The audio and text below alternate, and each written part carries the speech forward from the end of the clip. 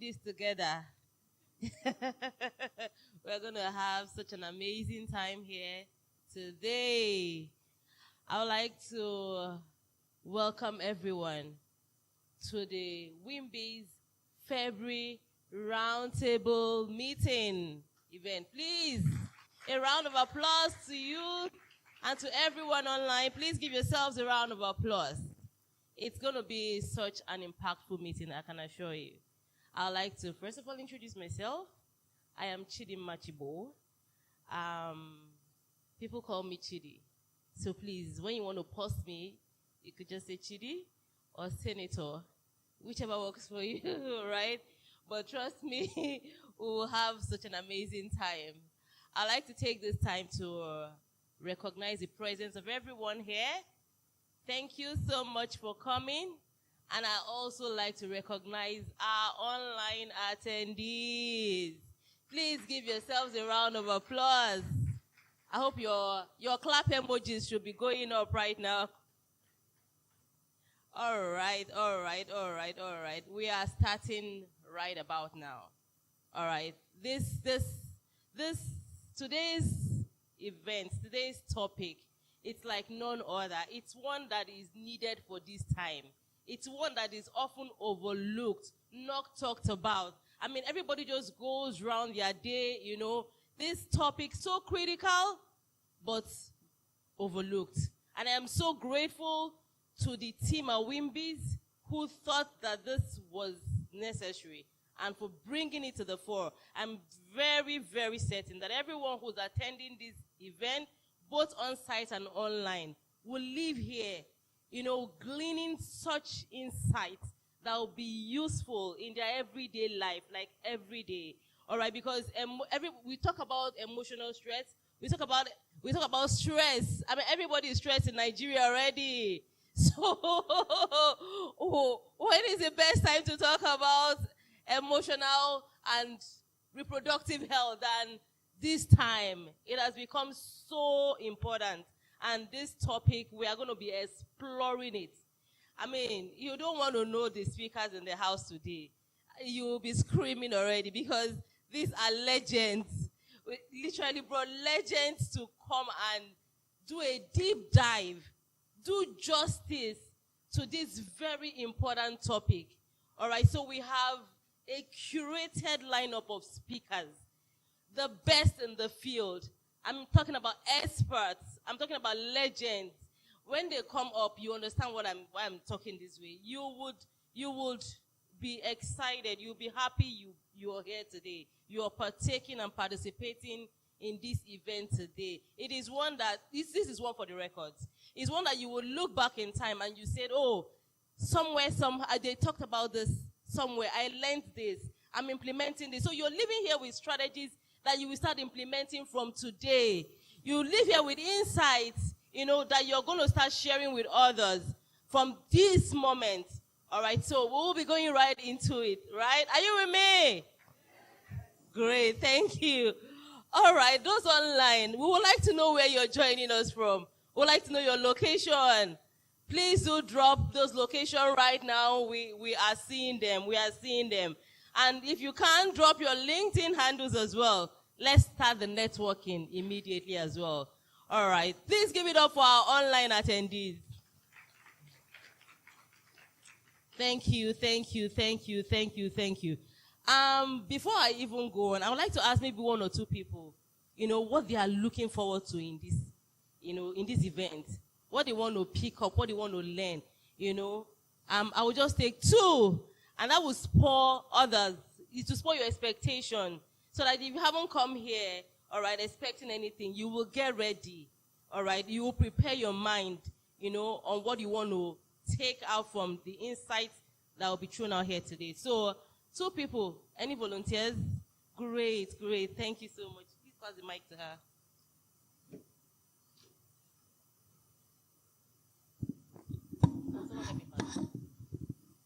To that beautiful lady in white. Thank you. You're pretty, by the way. Yes, you can stand. Thank you. Okay, good morning, everybody. My name is Osazuwa Ede-Edokpolor. I've always wanted to meet Dr. of St. Ives, and I know one of my pastors wanted to hook us up and everything. I just want some sort of demystification of the woman's reproductive system. I mean, is there, like, to me, I just feel like there's an agenda.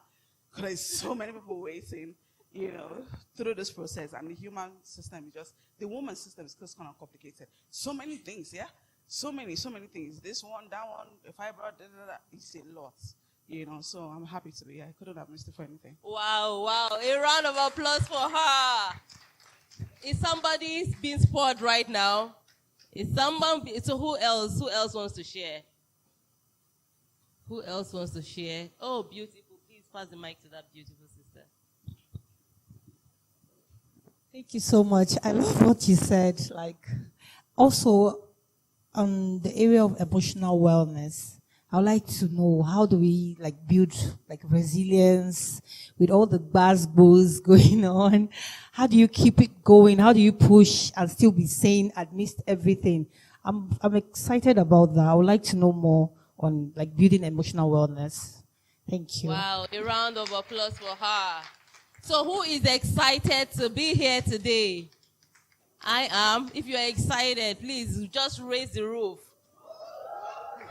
Thank you. Thank you so very much. At this point,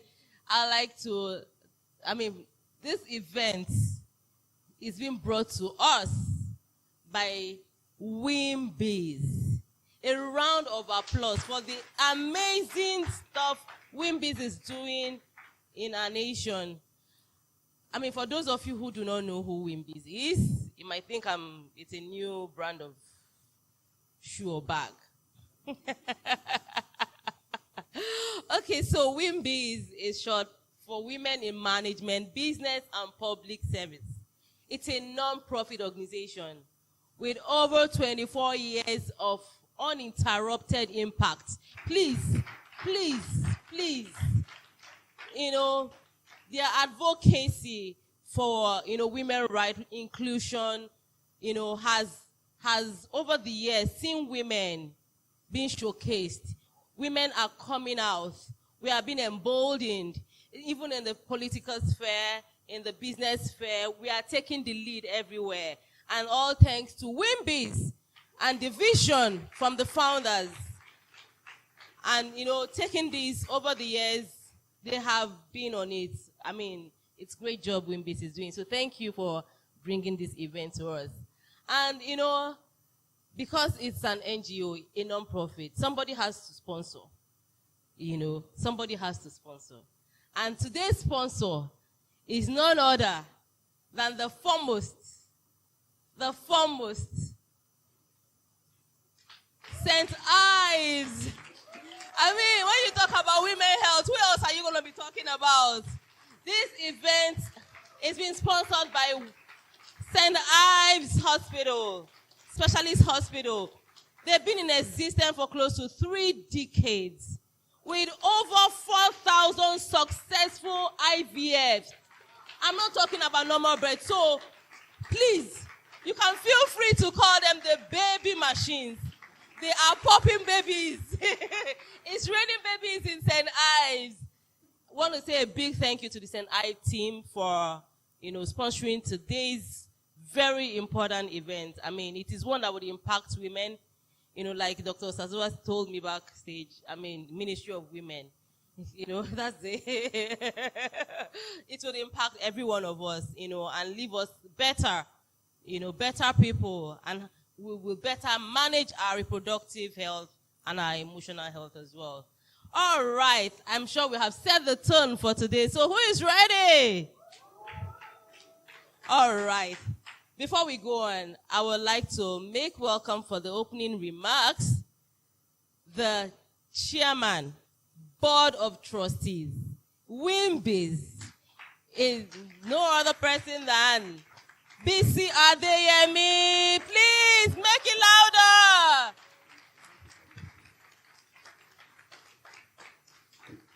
Thank you very much, Chidi. And good morning, everyone. Good morning, everyone. And to our online audience as well. I mean, this day has been long coming.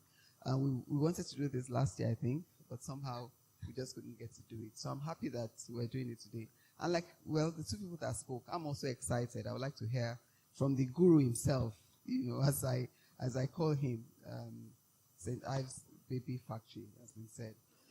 Another round of applause for St. Ives. Like Chidi said, we might desire to do this at WIMBIZ, but without our sponsors, really and truly, we'll not be able to. So what's the link between emotional wellness and fertility? I think it's important that that connection is made. So sometimes people worry. I'm not a doctor, and I don't make any pretense about that, but sometimes people wonder that, they worry a lot. So the act of worrying itself brings a lot of stress on the body, and that stress itself might somehow, like I said, I'm not a doctor, but I think logically, just thinking about it, if you are stressed, your body might not even be in a state of even being reproductive. I don't know. So I'm expecting that our experts would tell us a bit about that. But why are we talking about it at this time? Like Chidi has said, there's a lot of stress in the environment. But I also think that it's possible to not allow the stressors to stress you. So I'm expecting our experts this morning to sort of share some tips on how we can live a stress-free life in the midst of all that is going on around us. But I'm not the expert, so I'm going to allow the experts to do so. But I will not leave without a word of thanks to our sponsors again, St. Ives Hospital. Like I said, we've been wanting to do this for a while, and it has come to pass. And I hope that at the end of today, we'd all thank St. Ives again for the generous sponsorship.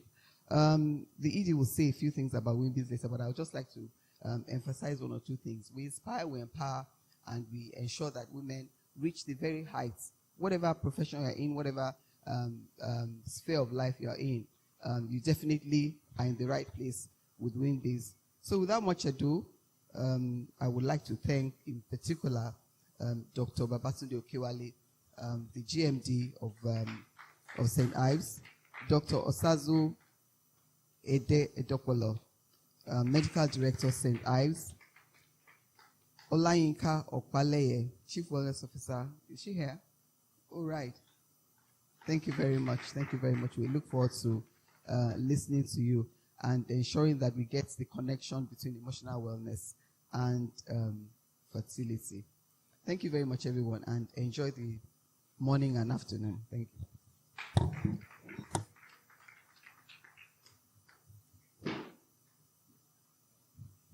That applause can be loud, I tell you. Exactly. Thank you very much, Chairman Ma. She mentioned the three things WIMBIZ is known for: inspire, empower, and help women attain to that height. And part of it is what we are learning today. If you're able to master this, emotional wellness, reproductive health, nothing is stopping you from getting to that very height. Who is with me? Yeah, I agree absolutely. All right. Who is excited? I'm excited. We are getting right into it. Our online attendees, please, we'd like feedback from you. We'd like those love emojis, clap, do something to show that you're with us here. All right. So we'll get right into it. At this point, I would like to bring on our speakers. We are getting into the meat of the matter without, much ado. We have a lineup. When I tell you the legends are in the house, they literally are right now. All right, and our first speaker is a living legend in reproductive health. I like to say that. He's not just a doctor. I don't know how he does it. He's not just a doctor. He's an on-air personality. Who can be that? He's an author. He's a speaker. He's literally the Joseph in the Bible with the coat of many colors. And he's wearing it very elegantly. This morning, I would like for you to join me in welcoming our first speaker, Dr. Babatunde Okewale, the chairman, Chief Medical Director of St. Ives Specialist Hospital. Thank you so much. Thank you so much. Thank you, Chidi. Good morning, everybody. It's really a pleasure to be here this morning and to be able to share some fertility perspectives. I thank the chairman, the board, and the members of WIMBIZ for giving me this opportunity today. I thank my St. Ives team for also putting everything together so that all I had to do was just walk in here. Yes, the garment I'm going to wear today is the garment of a fertility advocate, not an on-air personality. Yeah. I'll quickly run through it. I have only 20 minutes, and I would hope that I would impact as much as possible within that 20 minutes. Infertility, what's the definition? You say someone is infertile if they've been trying to get pregnant for 1 year and they've been having unprotected regular intercourse for that 1 year. Now, the key issues there are 1 year unprotected intercourse, and it has to be regular. Now, what do I mean by that?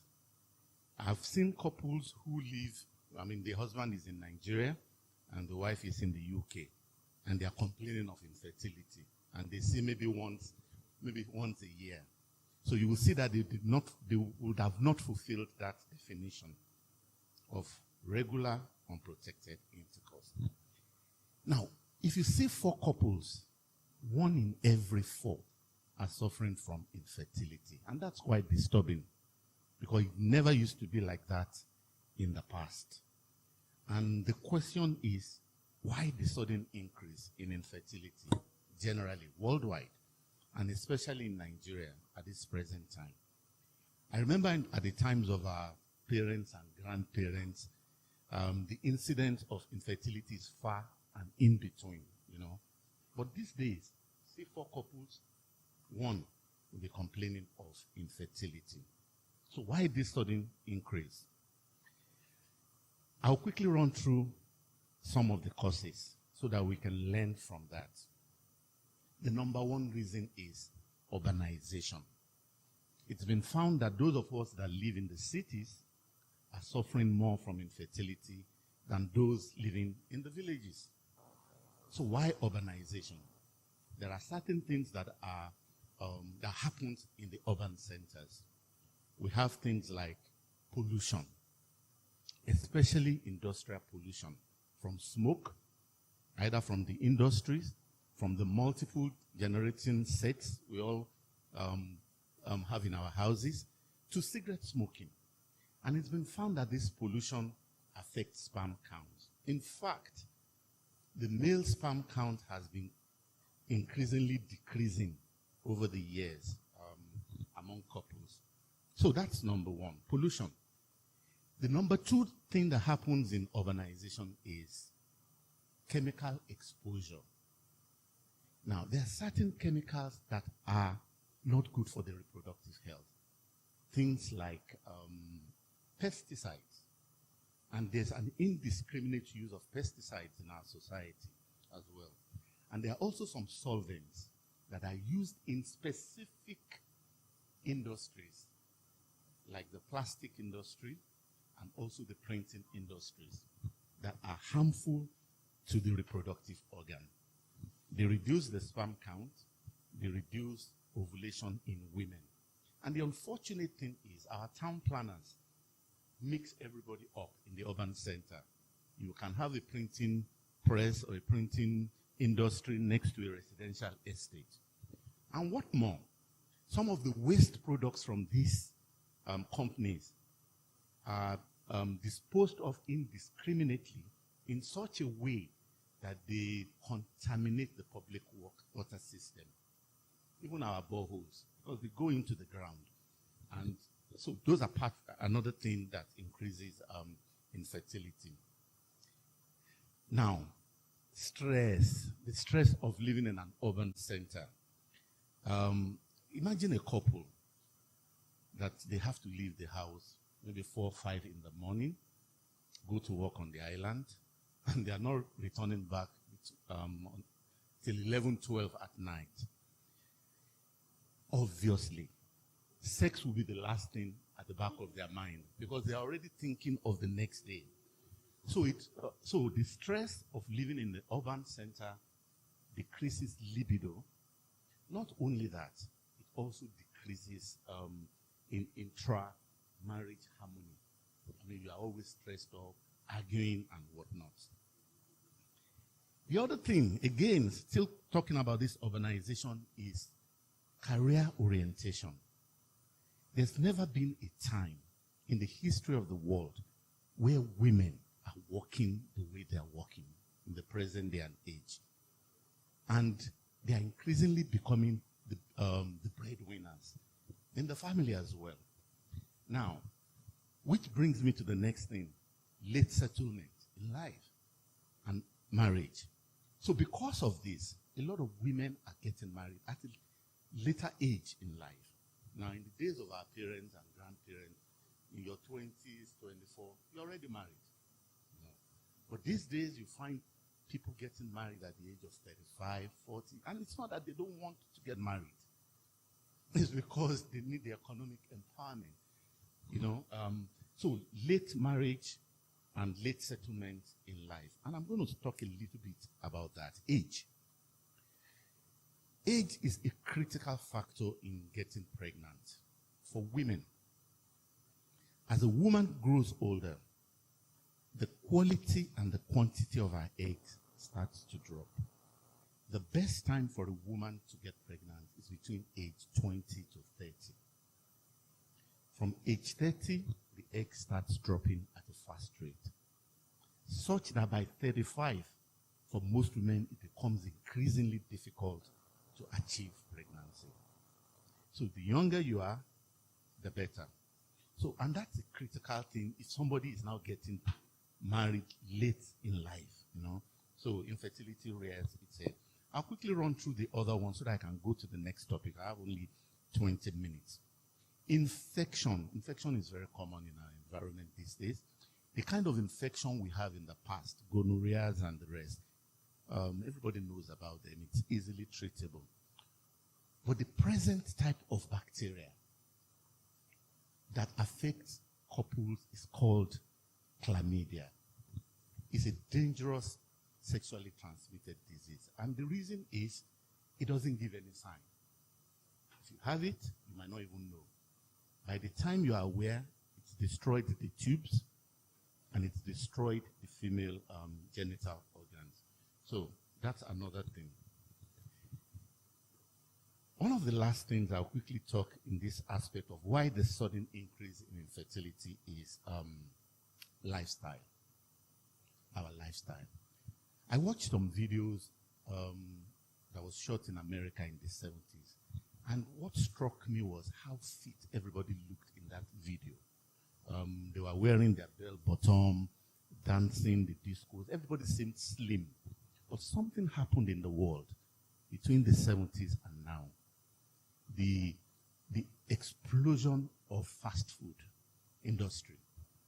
Now, if you look at that kind of video in America now, what you see are obese people, people who are overweight, people who have chronic illnesses, diabetes, hypertension, and this has been exported to every part of the world as we talk now. So weight is a big issue in fertility.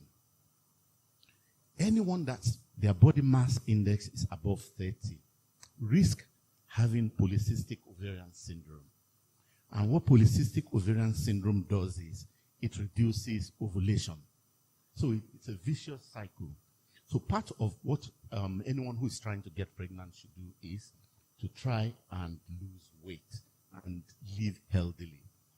The cost of advanced fertility treatment like IVF and the rest are out of reach of many people. And finally, to leave this particular aspect is religious dogmatism. Religious dogmatism. Prayer and seeking medical help should not be mutually exclusive, please. If you think you're suffering from infertility, you're not getting pregnant in time, pray, but also see your doctor. Both tend to work better than just tilting in the side of only prayer. And the problem with that is there's some people that feel that seeing a doctor affects their faith. It doesn't work that way. It doesn't work that way. And the danger is, for a lot of women, you are now seeing them in their 40s, after a lifelong of prayer, before they are seeking medical help. And by that time, it's sometimes a little bit too late. Now, somebody might ask me, so if I want to quickly get pregnant, what do I need to do? There are basically 5 requirements for achieving pregnancy naturally, and I'll quickly reel through them. The first requirement is the sperm of your husband. It must be of good quality, and it must be of good quantity. That's the number 1 requirement. The second requirement is a woman must be seeing her period regularly every month. The third requirement is, and the reason for seeing it regularly every month is she can calculate her fertile period. The third requirement is the inside of the womb must be able to accept and be able to keep a pregnancy.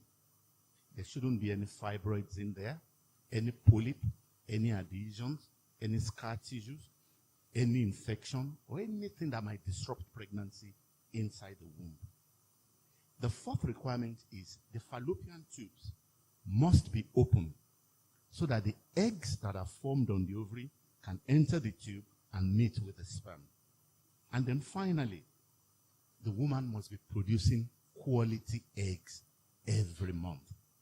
Now, if you see any woman who had gotten pregnant naturally, what it means is those 5 things I just mentioned happened together in that particular month. If you look at the reverse of just what I've said, the essence of any investigation for infertility is just to check those 5 things as quickly as possible. And the things you need to check are 6 in number. You do a vaginal scan. What that is going to show you is the womb. And it will show that the womb is okay, there are no fibroids, there are no polyps, and the rest. The second thing is you do a swab test to be sure there are no infection in the passageway. If there's anything like that, you treat it off. The third thing is to do a blood hormone test. Blood hormone test. What the blood hormone test tells us is about the ovary. It tells us about the ovarian reserve. How much egg is still on the ovary? What are the quality of the eggs on the ovary? The fourth requirement, the fourth investigation is the sperm of the husband, your husband. The fifth thing are just screening tests between you and your husband. You want to know your blood group, your genotype, HIV status, hepatitis, etc. And then lastly, you want to do a test that will check from your cervix up to your tubes and make sure that passageway is free. It could be either sonohysterogram or what we call an HSG. Now, you will see straight away, from those 6 tests, you will have an answer to those 5 requirements I mentioned. And the good thing about this is, all those 6 tests can be done in a day or 2. and you will have an answer within a week. Again, the tragedy is, in many hospitals, they draw out those investigations over months and years in such a way that patients get tired. So what I'm saying is, if you think you're suffering from infertility, all those tests can be done within a day or two, and you would have an answer within a week. So you know exactly what the problem is, or whether there's no problem, in which case you will be much more reassured that there's nothing wrong with you. Now, sometimes I'm asked that what's the big noise about fertility?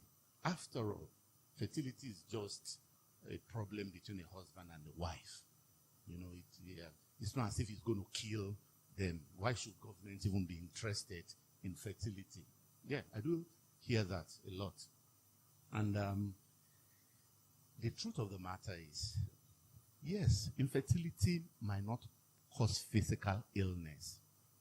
It might not be an immediate danger to health, like you say diabetes or hypertension is. But it has more to do with the mental, and it is a social issue as well. Now, the governments of the countries that understand this, what they do presently is they subsidize fertility treatment. Fertility goes beyond husband and wife. It goes on into community. It goes on to extended families. Infertility causes separation in a marriage. It causes divorce. It causes infidelity. It causes adultery. It causes illegitimate children. It causes children out of wedlock. You know, it causes third-party sex. What I mean by third-party sex is, the marriage is supposed to be between a husband and a wife. So a third person gets involved in the search for, to try and get pregnant. And what we are seeing frequently again is, immediately there's an infertility issue in a family. And especially if it affects the man. Let's say the man has a low sperm count or no sperm count. There's a denial aspect to it because of our culture. And there's always a predator somewhere there outside, a woman, who understands what's going on in the family. And we have seen situations where the husband suddenly comes one day and says, somebody has gotten pregnant for me. The predator gets pregnant. He knows what the problem is in the house. And the woman and the wife in the house, who knows the husband is the main cause of the problem, rejects the woman outside, and it becomes a DNA issue. And most of the time, it's not the couple's children that has been given in time. So it causes a lot of social issue, and it could result in depression. I've seen quite a lot of people that are depressed and whatnot. So whenever anybody asks that question again, what's the big deal about infertility? There is really a big deal about it. And the World Health Organization has now recognized these other aspects of infertility, that is the mental and social issue, and they have declared infertility a disease on its own, standing on its own. And so every government in the world right now, well, every serious government in the world now takes, now takes infertility serious, because they know it's more than just a couple issue. They subsidize it. And I think I might have to stop here so that I can give other people an opportunity, and so that we can have proper question and answer later on. Thank you so much.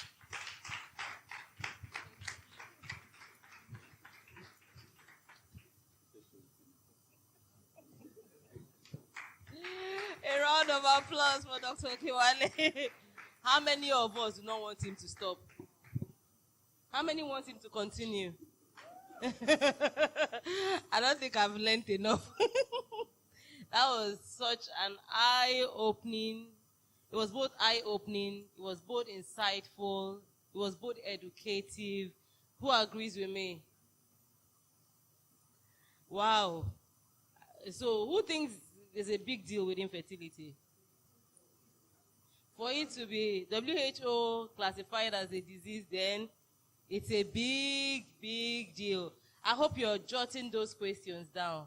Please note them. We will have a robust time for question and answer. And while this session is going on, we have free health screening out there. All right.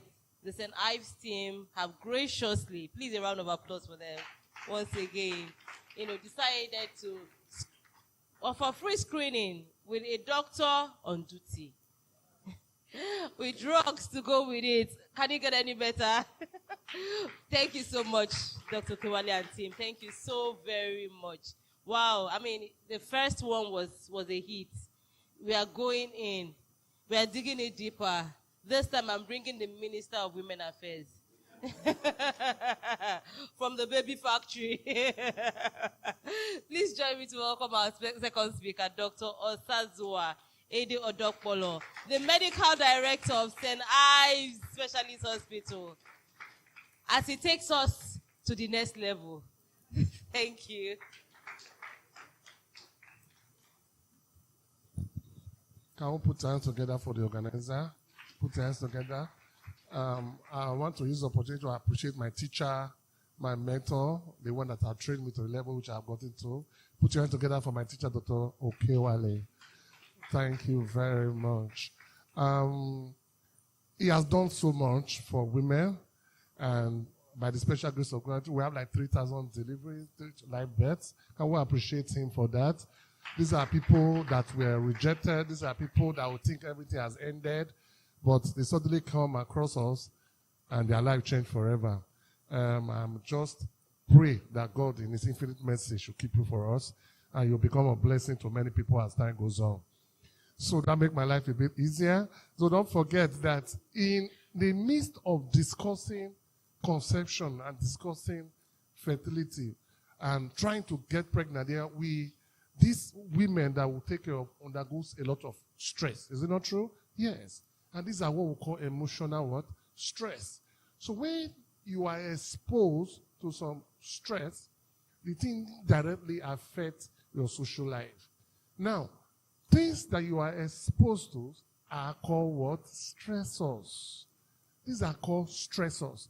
Now there are different parts of the reproductive life. Now, WHO was defining reproductive health as the state of physical, mental, social, and in all aspects of all our reproductive life. So, because women go through a lot of things in their reproductive life, and the way they are functioned, so they are exposed to a lot of stress. I'll give you an example. For instance, a couple, if the couple is not pregnant, let me ask, who do they blame first? Even if the man is not producing any sperm, who would the mother-in-law blame? Are you sure? Who would they ask to produce the child? Sir, who come to the hospital first? So you can see that women undergo a lot of stress that naturally affect their life. So stressors are the thing that the women are exposed to. Now, when they are exposed to it, this thing now affects their Their life. Okay? Now, let us look at it from that one. Now, from what are these stressors that these women are exposed to? Now, there was a popular advert, Mama na boy. How many of you know that advert? Is that advert not discriminatory? Mama na girl. Is that fair? Yes. But it was Mama na what? Boy. But I will still use MTN anyway. There, my friends. So from the news that a woman is born, psychologically, the news doesn't sound so well. So that is why you see women naturally, from the beginning, from the birth, they are usually exposed to a lot of stress. And this stress affects their emotions. And when it affects their emotions, what you are not going to have, if you don't manage this stress properly, you are going to have a woman who now begin to have depression, and begin to pass through some challenge, and begin to end into different vices. Now, what are these stressors that we see? Now, from the news, So now boy, that implies that there's already a discrimination against what? The female. Now, we'll now go ahead. Now, there are some physiological things that naturally happen to women that we don't see in men. And this poses a lot of stress on women. This naturally affects their what? Emotions. Now, let me begin to look. Now, from birth, from the news. Now, from the second one, which is what? Female what? Genital what? Mutilation. People do circumcisions of women. Is that right? No. They do a lot of cutting. There are gishiri cuts. There are a lot of cuts. And these are usually very traumatic to our women. Even when they are going to give birth, these are what? Issues that we normally pass through, women pass through. And the way these women do the cutting can be very what? Amazing. So now when I move ahead, as this woman comes, maybe coming so like this little lady that is coming, she is prone to a lot of what? Social what? Vices. The issue of rape. I have one patient, one of my I won't say a patient, a sister or a friend of mine, who was raped at the age of 14. And I was meeting her at the age of 48. I said, Madam, what is the issue? Are you married? Say she's not married. Say, why? She's afraid of what? Men. These are emotional things that women go through. So having this at the back of our mind, what other things that these women go through? Sometimes too, when these are sisters, that's why we're not looking at it generally, we're looking at it generally holistically as you begin to climb as a woman. To tell you that you, with all the stress in Nigeria, but the fact that you're also a woman, you're also prone to a lot of what? Stress. You're also prone to a lot of emotional issues. Now, as the woman begins to grow in her reproductive life, now what happens? Sometimes too, some of them engage in what we call what? Unsafe sex. And these patients and these ladies get pregnant. Now, how do community, churches respond to people who are pregnant? Excommunicate. You take this child away, the child now decides to do what he wants to do. Then, some of them will go and want to procreate what? Unsafe what? An abortion.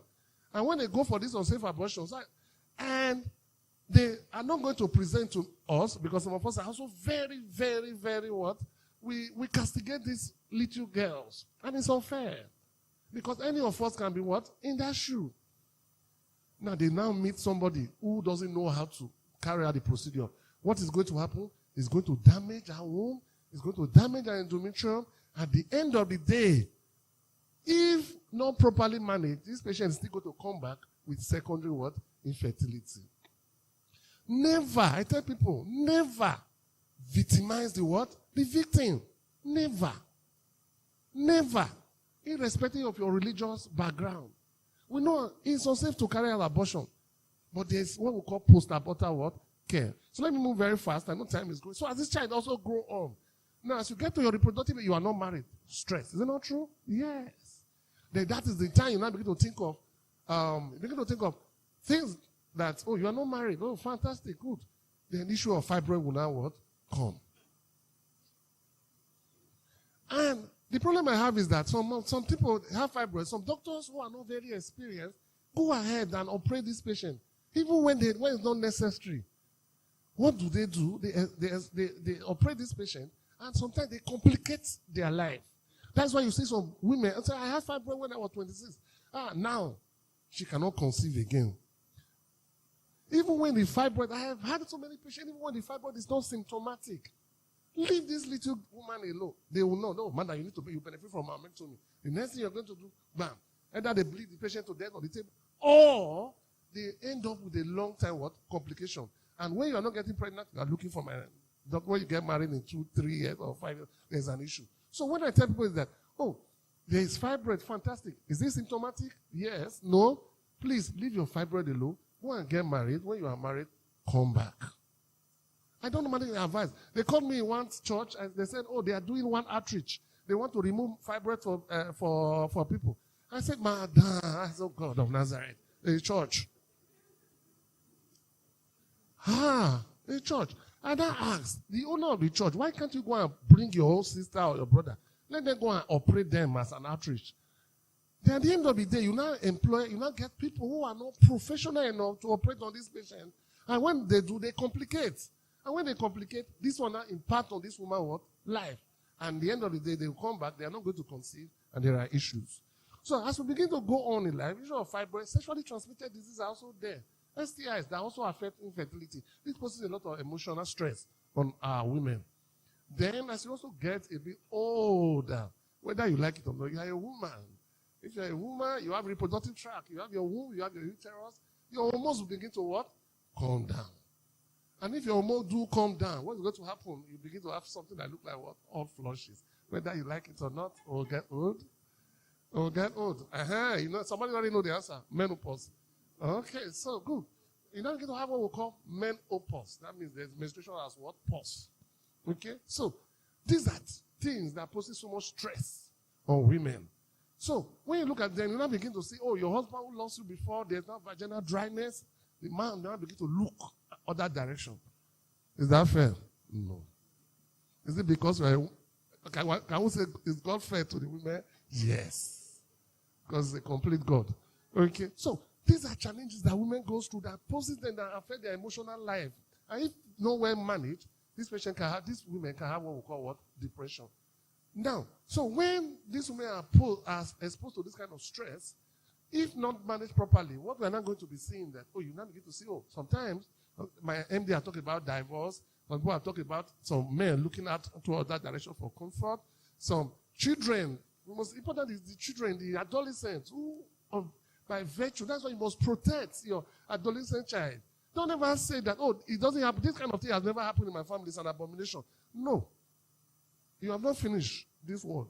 You don't know what will happen tomorrow.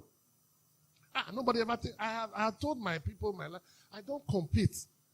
It is not my portion. I know. But it has happened. Solve the problem. It has happened. Solve the problem. Don't send our adolescents outside, please. They are going to, at the end of the day, you traumatize them, and they meet wrong people, and they now end into different vices. So, knowing that, there are also things that we do culturally that are also not right. Just they have 5 minutes more? About 10 minutes more, so I'm not looking at my time. So, there are also cultural things that we do in life, too, that are also not right. Thank God the legislature, they are working very hard now, the advocates for women. If it's also these fellow women too, they also shave their fellow widows' head. True or false? Yes. You crepe her hair. You use the water to bath. Say, go and drink the water. Widows' rights, cultural, things that doesn't have any basis. You are exposing our women to a lot of emotional stress, which is not fair. Fellow women, you know where they came from, all those parts of the world. Everybody have their own. Then the issue of that, I must give birth to a boy by all means. By all means. Somebody called me once at a time, said, Doctor, I know you're a very good doctor. Yes, I want to give birth to a boy. I told the person, I said, I could not help myself. I have 3 girls, I'm happy. I'm happy. So I will not come and kill myself. I cannot. I'm happy. So I cannot. So sometimes, we put so much stress on ourselves that we must give birth to a boy by all means. Boy that you are not going to take to heaven. You're not taking that boy to heaven. You are going to go on your own. So much stress. So you put so much stress, and this thing now begin to affect your emotional life. Then we'll also look at the issue of some part of Nigeria where there's also teenage pregnancy. Teenage pregnancy. I don't understand the dynamics of teenage pregnancy. You are 80-something. You are looking for 18 years old. It's not balanced. Leave the children. You're not solo mom. So these are challenges that women go through. They will not talk about female genital mutilation, which we have talked about. Legislature, the House of Rep are actually working very hard on widows' rights, female circumcision. If they catch you, they put you in prison. Simple. If you like, tell me that you are from Igbo, let them come and drink. They will shave your head too. Put you in prison. So there's so much advocacy against widows' rights. There's so much advocacy against female genital mutilation. Then we now talk about religion. Wife, submit yourself to your husband. Why must be the wife to submit? Why not the woman? Why not the man? Religion. It's supposed to be complementary. No one is bigger than each other. All of us are all the same in the preference of what? God, there's not Greek or what? Gentiles. No, submit yourself. You'll be submitting. Some of you went to work. You came back. Who's going to enter the kitchen? The woman. Who's going to take the baby to school? The woman. And you went to work at the same time. When you go and solve the problem, the pastor will tell you are not submissive. Scatter your home. Are we following? So you're not submissive. I begin to wonder. The man will not be doing as if he knows what he's doing, whereas the man doesn't even go to work. And the pastor is telling you to submit to somebody that doesn't go to work. I don't understand. Are we following at all? This poses so much stress on women. Then the issue of contraception. See, some religious sector that don't believe in contraception. You are not related to Abraham. Even Abraham has one child. It's Isaac. So you give birth to first, give birth to second, give birth to third, fourth, fifth. Bah, is it not too much? It's too much. It's too much. So issue of contraception, some religions say don't believe in contraception. You'll be telling them, say no, they don't believe. They don't want to have contraception. And we know them when they come around. They will not talk about the issue of contraception is something that is, they will not talk about the issue of blood transfusion. Religious setting. You are coming for a procedure and you need to be transfused. I was in my air, I was even weeping. I was crying and crying. Why was I crying? A patient came. We were running the test kit to get blood for the person. We were running. The man just stood still. He said, I am Joel, please don't transfuse me. In our presence, the woman died. And the man will go and marry another woman. See, maybe the man is even tired of the woman. I used to take that escape. You can see that women naturally are prone to a lot of what? Stress, emotional stress. Now, what are the effects? Are we following at all? I will round up now. I will round up. Are we following at all? What are the effects of this stress on these women? Now, apart from the stress we are going through, because we are going through those emotional stress, so what is not going to happen to you? Your other part of your body will not be what? Affected. That's why you begin to say, oh, you are not going to eat. You are depressed. Your immunity has gone down. You are even prone to cancer because you are exposed to this sort of stress. Cancer of the breast. Cancer of the colon. When you are exposed to stress, your immunity has gone down. I don't want to go into the pathology, the cytokines that are coming down, but don't bother about that. But it's there. Then sometimes even your cardiovascular system is affected. That's why you have a woman who just come and say the woman has collapsed. You went to a party and you danced. You were not sick, nothing. You just collapsed. Because you have been undergoing so much stress that are beating your body over time that is causing a lot of spasm in your brain. You're going to have stroke, you're going to have myocardial infarction, and what you're going to say is death. You know, say you have not committed any crime. Why is this thing happening to you? Because your mind is not at rest. Your husband is not allowed to rest. Your in-laws are not allowed to rest. Your churches are not allowed to rest. Where will you take your matter to? Bring it to Dr. Okewale. Bring it to Dr. Okewale. Because I have seen a lot of, even when the man has no single sperm, the mother-in-law is blaming the what? The wife. So now this thing will not ripple. At the end of the day, if you don't also manage with there, you now have a woman that is normal, that now begin to have psychiatric problems. You now begin to have what we call depression.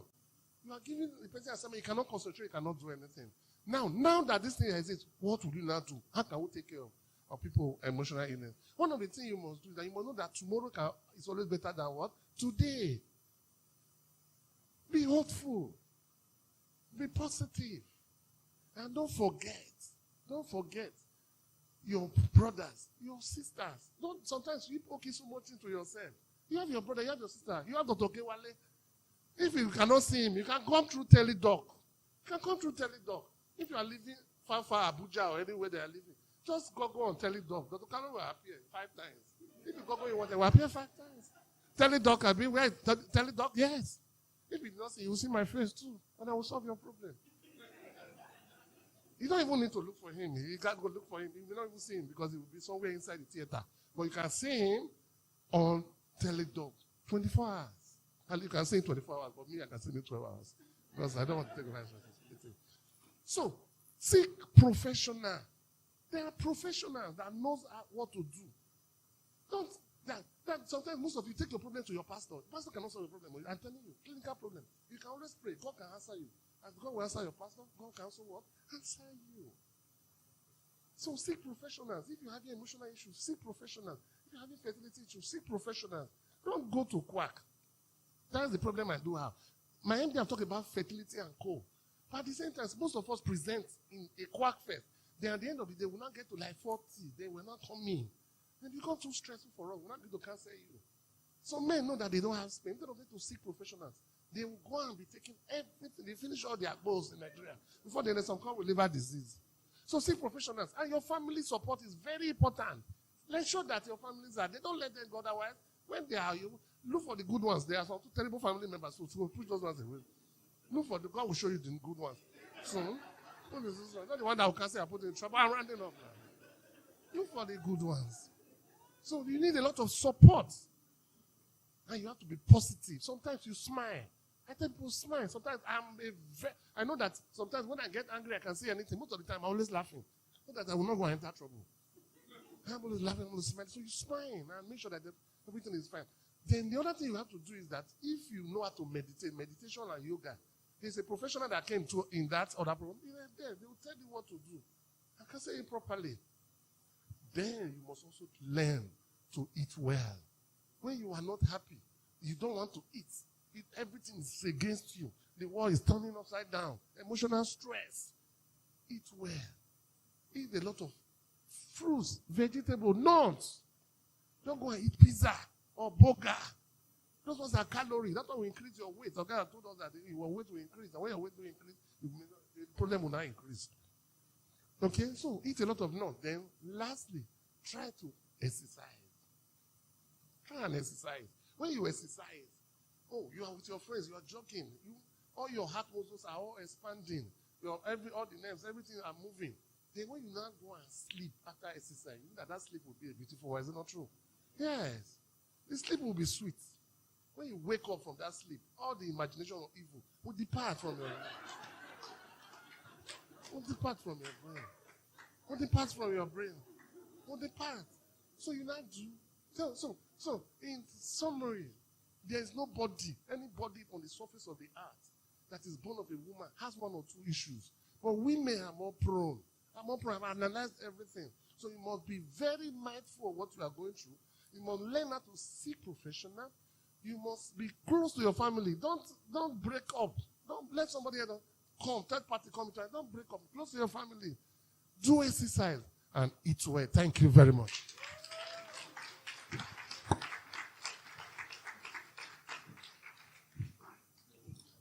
Another beautiful round of applause for the Minister of Women Affairs. Wow. You held us by the jugular. You held us there. Now that you know everything that women go through, the one thing he has said in summary is intentionality. You have to be intentional about your health, your wellness, your emotional well-being.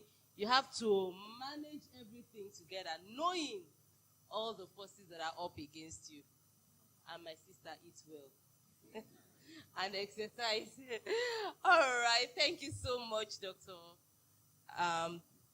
Minister of Women Affairs, Osazuwa, like I always call him. We would be welcoming our final speaker for today, who will put the icing on the cake. All right. I'd like for us to welcome. She's not just the Chief Wellness Officer at Calmefor. She's also Nigeria's representative for the International Week of Happiness at Work. So, please, put your hands together for Olayinka Opaleye. Thank you so much. Thank you. Good afternoon, everyone. A big thank you for the opportunity given to me by the board and directors of WIMBIZ. And thank you so much, Dr. Minister of Women Affairs. And thank you, Dr. Okewale, for such an insightful. But with all we've heard, I've gone past, childbearing, but I can imagine how agitated I was hearing all that. So I want to help us to distress a bit. So can we all close our eyes? We know that there's nothing happening here. Yeah, we are safe. Yeah, and we are safe. So nothing to worry about. I want us to clear our minds. Please, can we close our eyes and please sit back. Make sure you're as comfortable as possible.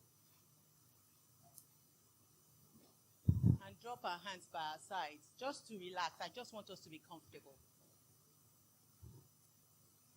What we are doing is breathing exercise. So it's just quick way of, like quick fixes. We've talked about stress. How do we overcome it? How do we fix it quickly whenever we go through such things? Are we all comfortable? And we're ready. So close your eyes, let down your hands to your sides. Take deep breath. Now, this is how you're going to do it. When I say in, you take in the deep breath. I'm going to count up to 7. Yeah, then I'll say out. Then you take in the oxygen through your nostrils and then out through your mouth. Okay? Not through out through the mouth. In through the nostrils, out through the mouth. So please, let's go. In.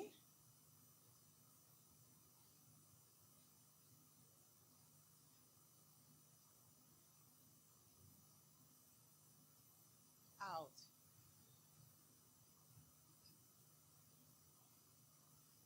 How was that? Great, yeah? So can we do it 2 more times, please? Yeah. So can we do in?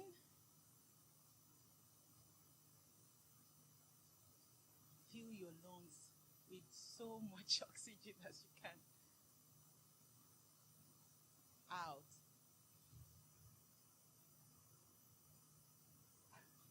And lastly, are we ready? In, please. I need us to close our eyes so we won't be distracted. We just concentrate on self and the moment. Enjoy the moment, please. In.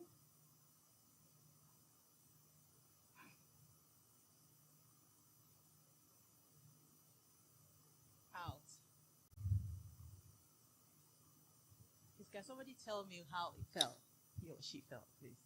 Relaxing, soothing, yeah? Yeah, good. So whenever you feel, I used to suffer from migraines, and I had a bout with it for 9 good years. Like the doctors have said it all. All women went through, we go through, not even just all I went through. Like your head is just speaking. You're constantly thinking, and then you start having, the what triggers, what made me just know that something is going on is I start having these lingering headaches. Those tiny, and you're still doing all the chores, you're still doing the work and everything, but the headache is there, and it can last days, and we're not paying attention to it. It's dangerous. Just take our time. How many minutes did it take us now to clear the head? I call it clearing the head. Yeah, so just clear the head, and just know that everything is important. We are hopeful. Very important, we are hopeful. Yeah. Now, what is stress? To me, I say it's anything, yeah? Whether it's your perception, your thought, your assumption, it doesn't really have to be something. You don't see it, but you can feel it. And the sad thing is, our emotional well-being, yeah, it's connected to all other dimensions of well-being. Be it your physical, your spiritual, your social, career, it's all intertwined. And so I'll say stress is a state of mental, emotional strain or tension resulting from adverse or demanding circumstances. It's anything at all, like I said. Your thoughts, your perception, your feelings, your actions or inactions that can easily put you on FOF. I like calling it FOF. It's flight or fight mode. It's a biological mechanism that's in our body. I don't want to go too techy because of we all experience it. When we encounter danger, our system, God has wired us such a way that our body needs to respond to, okay, what am I going to do? Should I run? Or that is the flight side. Take to flight. Should I run? Or should I fight? And if you are constantly stressed, your body the alarm system is constantly going on in the system. And it's a biological mechanism, and it's such that it self-regulates itself. Like if you encounter such, like you feel that you're exposed to danger, and that happens to you, what the system does is the blood goes to where you need them. Your limbs that you need to take to flight, or, and your eyes. It takes the blood from your tummy or areas to where you really need it, so you can respond appropriately. You can imagine going through stress from morning to night. It's constant alarm going off. And what's supposed to be self-regulatory is not regulated, because when you go through stress, you're supposed to have a time to calm down. So everything should go back to normal. But nothing is going back to normal. You face work stress. Then you get home. Go through you commute long distance. You get home. You're still going to cook. That's another stress. When you're supposed to be home to relax. And what happens? The hormone, there are hormones responsible for the FOF. They are called stress hormones, cortisol. And then the body, the body is just secreting this hormone, and it's not abating. It's not going back to normal because you are not relaxing. You are not rested. Before you know it, the body is drowned in cortisol. And the danger of it is it messes up the fertility, or the fertility structure. It messes it up. It leads to PCOS. Because the thyroidal hormone is disrupted. It leads to type 2 diabetes. Because the cortisol is high, the system is not absorbing insulin. So you can imagine, it's so terrible what stress can do to the body. So we need to be very, very aware and conscious and be deliberate, intentional, like she said. So how do we do this? You need to find your stressors. There are 8 dimensions of well-being. For people to easily remember, I call it species F. That you have the spiritual well-being, you have your physical, you have intellectual, emotional, you have your career, intellectual, you have environmental. Dr. Okewale has said it. I was just nodding when he was saying it. You have environmental, like he said about, those chemicals that we're exposed to. We have environmental, then we have financial.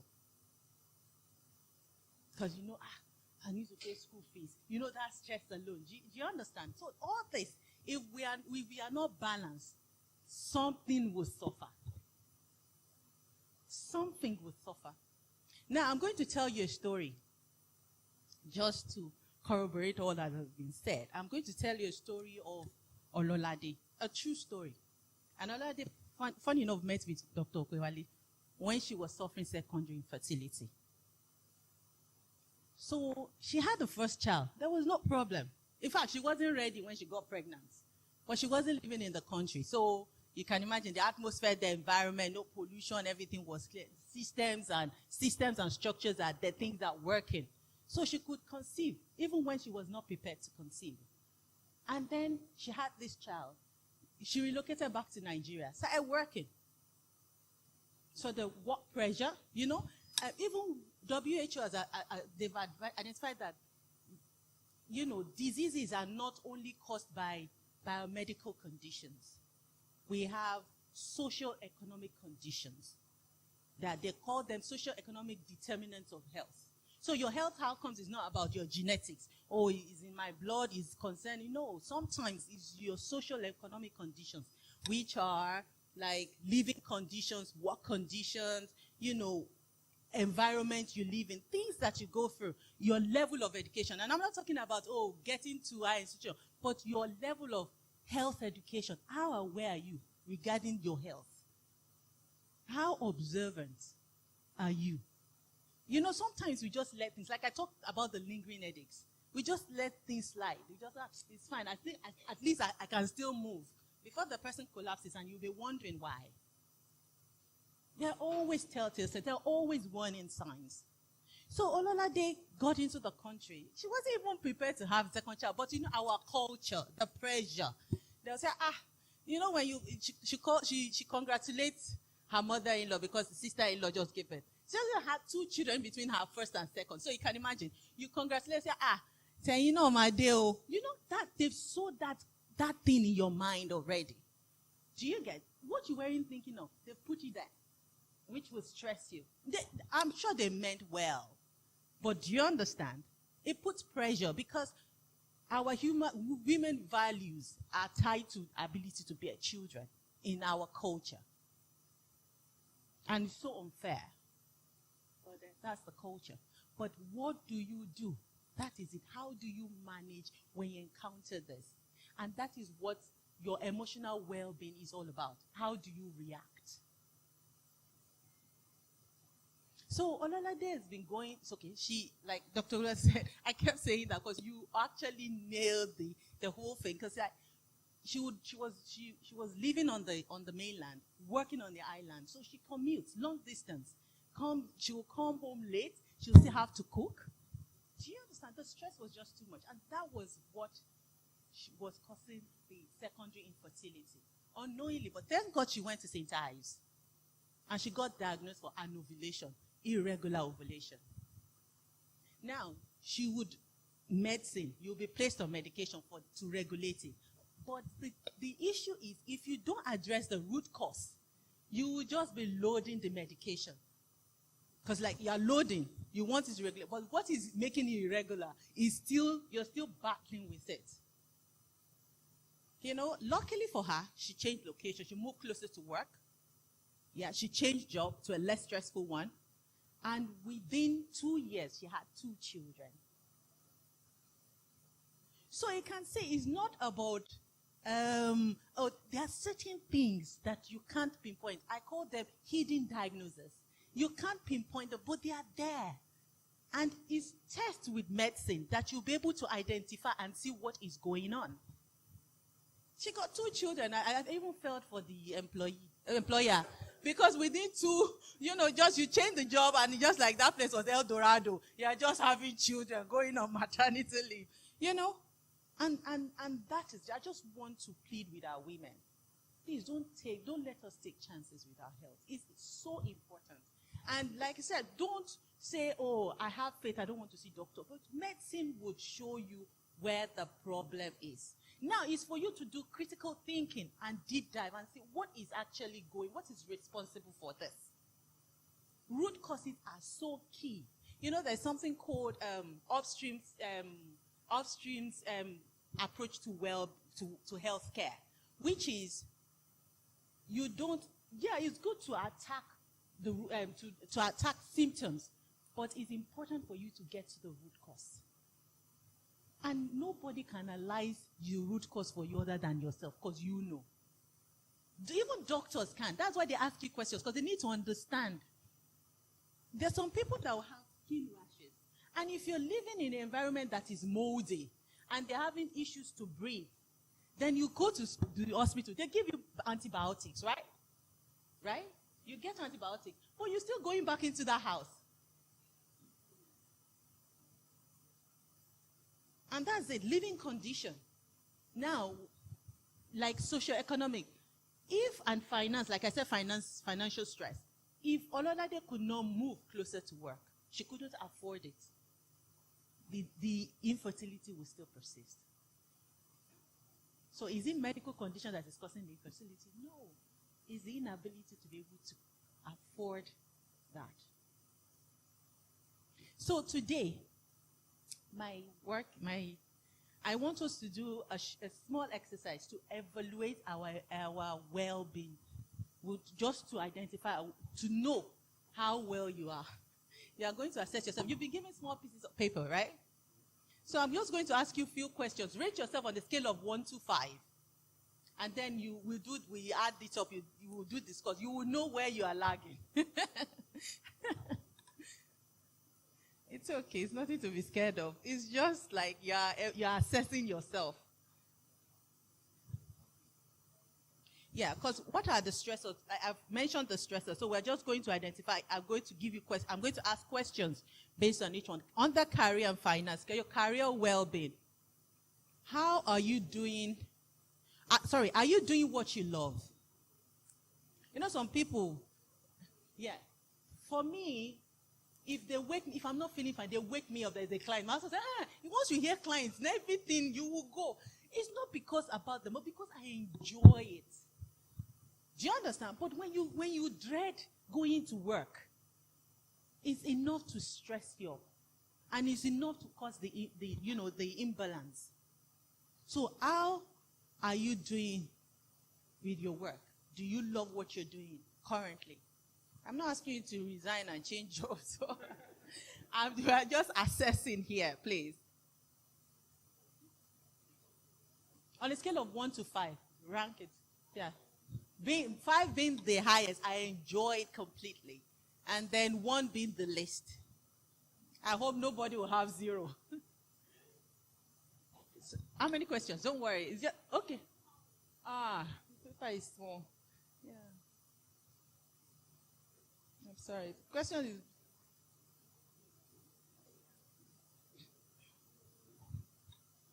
just give the numbers and then we'll add everything up. Yeah, so just, you can rule it a bit. And then the next one, how fulfilled are you career-wise or business-wise in terms of advancement, growth, and development? How fulfilled are you career-wise or business-wise in terms of advancement, your, personal growth, and development? Still on the scale of 1 to 5, just give yourself a score. Is any other aspect of your life suffering because of your career? Because of your job? Is home front suffering? Is your health suffering? No, not being able to sleep well is still part of it. Your health, your relationship, your family. Oh, my children suffered when I was... Sorry? Sorry? It's the second question. How fulfilled are you career or business-wise? Yeah. Okay, the first one, how well do you love what you're doing? Then the second one is, how fulfilled are you career-wise? How happy are you? You might even love what you're doing, but are you growing? Sometimes there's always imbalance when you love what you're doing, but it's not turning to money. It's still, the financial worry is still going to be there. But there must be a balance. You love what you're doing, and it's paying the bills. That's where we all want to be. That is where we all want to be. Right. And is any other aspect of your life suffering? That's the third one. Sorry, yeah. Is any other part of your life suffering? Your health, your relationship, or family? What was that?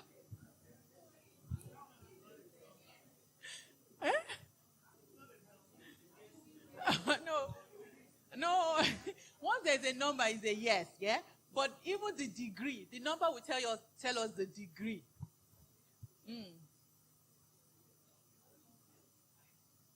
Is there any aspect of your life suffering because of your career?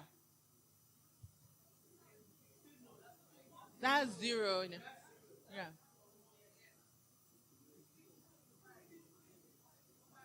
No. If any part of your career is not suffering, it's 5. You're good.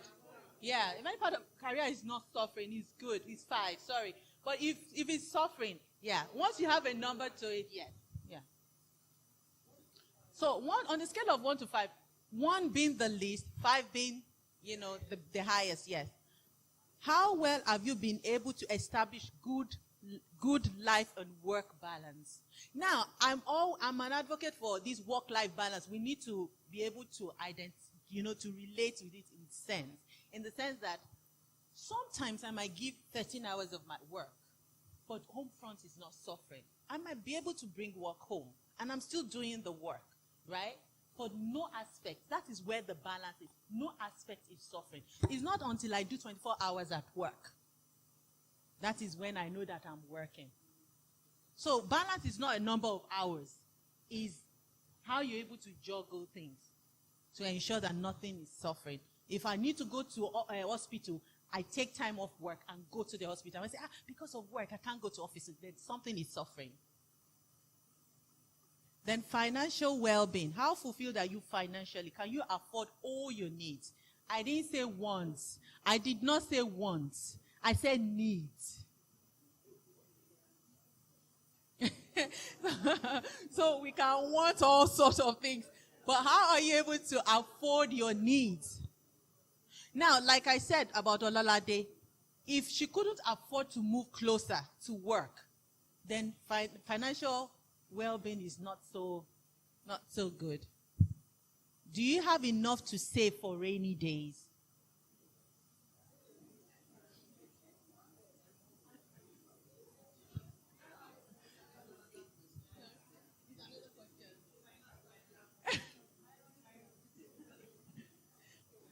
So these are questions that you ask yourself. Now, if you're saying minus, why? So that means you're not doing, the job you are doing is not catering to what is meant to cater to. Do you understand? Because if we don't get to this, finding the root cause, then do you have a household budget? Or you're an impulse spender? I see these clothes, I need to buy it. Allowance for feeding, I'm using it to buy clothes. Are you growing your savings account, however little? I'm going to run through it now because of time, please. Are you cutting down or limiting unnecessary expenses?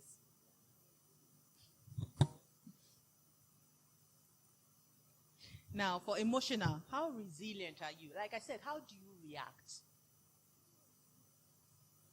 Are we such that we bottle it up? I cannot cry. I'm big. I can't. Do you understand? No, I'm not expecting you to break down in front of people.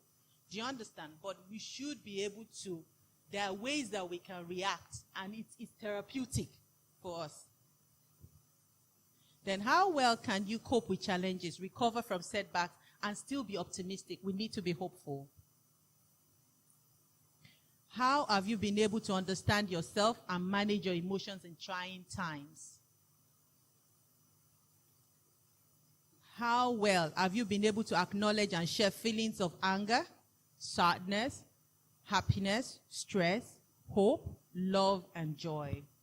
Now, for social well-being, are you sociable? So let's for you to be able to rate yourself, how sociable are you? How well are you? I need to run through, please. I need to finish up.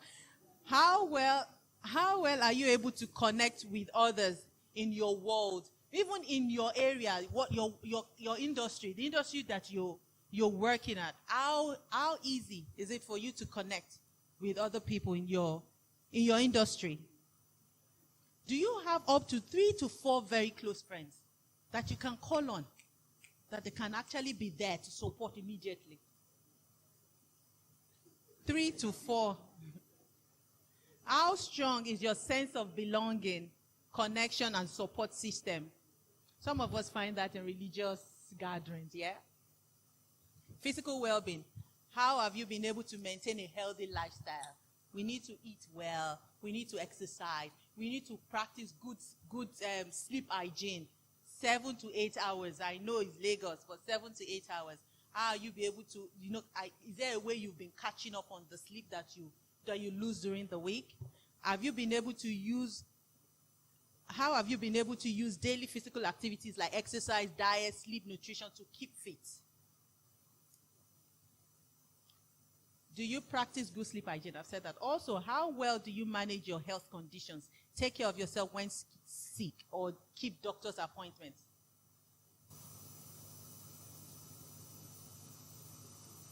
Environmental.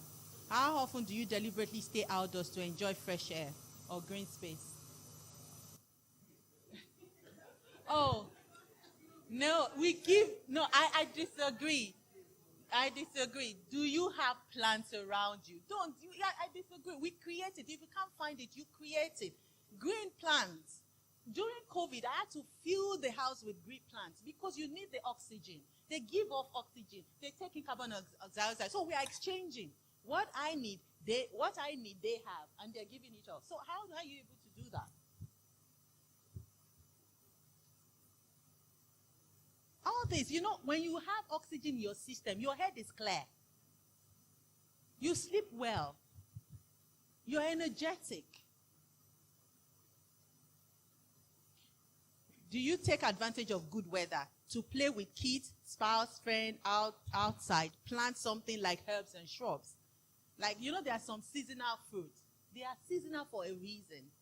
There are plenty in that particular season because nature knows that you need the nutrients in those fruits at that time. So do you consume them as you're saying them? Or you just, I don't like mango.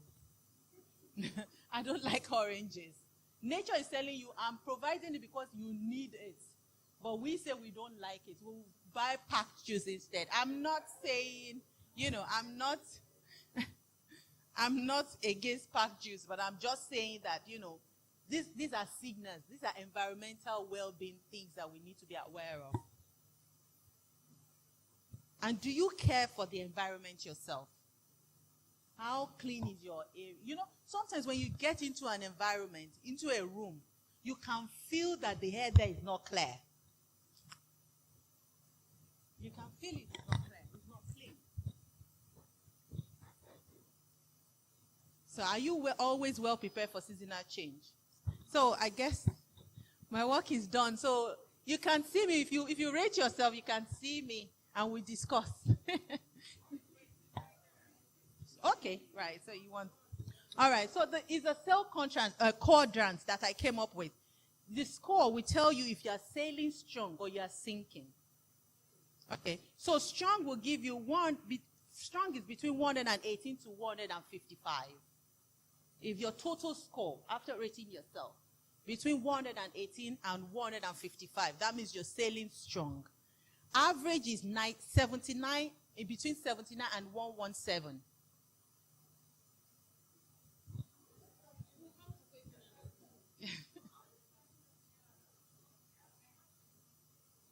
Yeah, but it's the scores that matter. Now you're going to add everything together. The scores.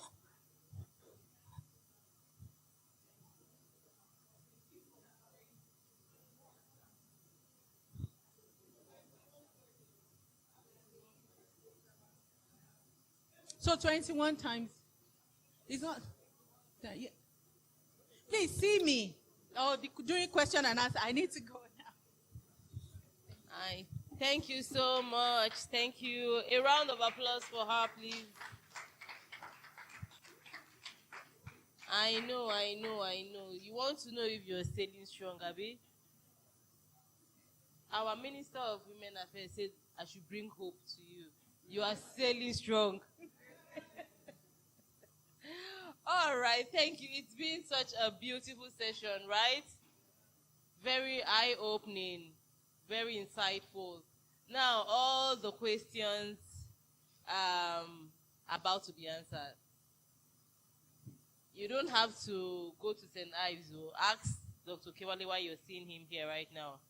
So we'll have our speakers up and ready to take your questions. So those online, for our online audience, we would like for you to drop your questions very quickly, and we will pick it up and ask. And those on site, of course, I'm sure you would want to, by a show of hands, let us know if you have a question. We'll be taking those right now. Thank you. This one. Let me just walk forward. Okay, so we'll take it one after the other.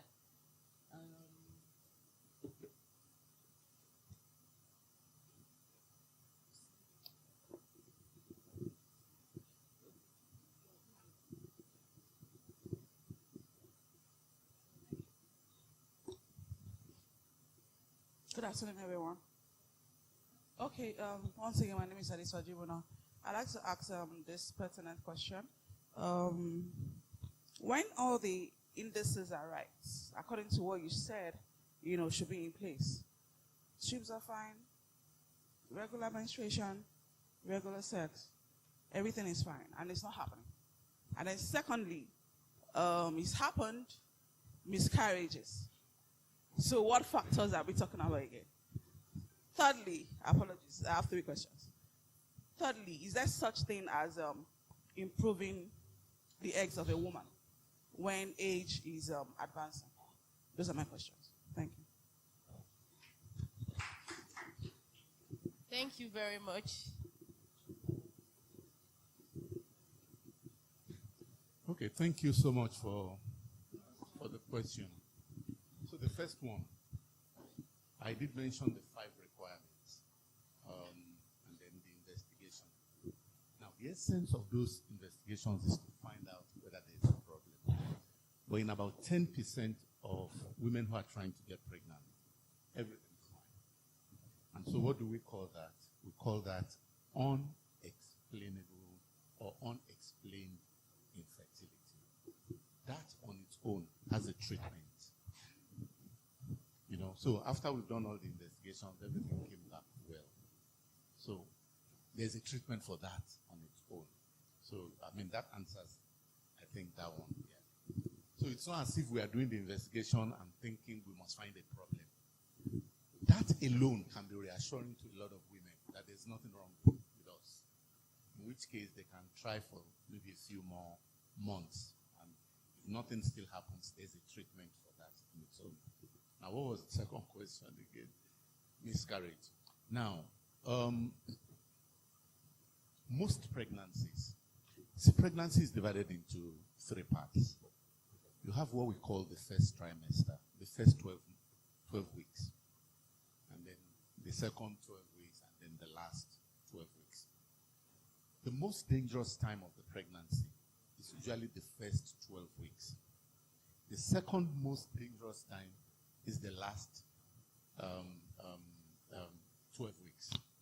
Now, the first 12 weeks is when miscarriages occur. And what usually happens within that first 12 weeks is the fetus is being formed. The body behaves like a computer, an antivirus. Once the pregnancy is put inside the womb, what the body does is it starts scanning the fetus. Does it have the full complement of the fingers, the head, this and that? And all those processes takes like 10 weeks. That's the first 12 weeks. I'm using layman language now. If the body finds out for whatever reason that the pregnancy is not right, it usually stops the growth. That's a self-mechanism. But when the client comes to the patient, all we say is, oh, the pregnancy stopped growing, you have a missed abortion, or a blighted ovum, or sometimes you might even start bleeding, and then we say it's a miscarriage. Now, there are some women that this body mechanism does not operate with, and such abnormal fetuses goes on and escape into the second and the third trimester. Most of the time, those are the babies that come out as abnormal. But it's difficult to tell someone who's had a miscarriage that this could be a blessing in disguise. I mean, who would say miscarriage as a blessing in disguise? So, most miscarriages in the first 12 weeks of pregnancy are due to abnormality. So that's one. But what you don't expect is for it to be recurrent.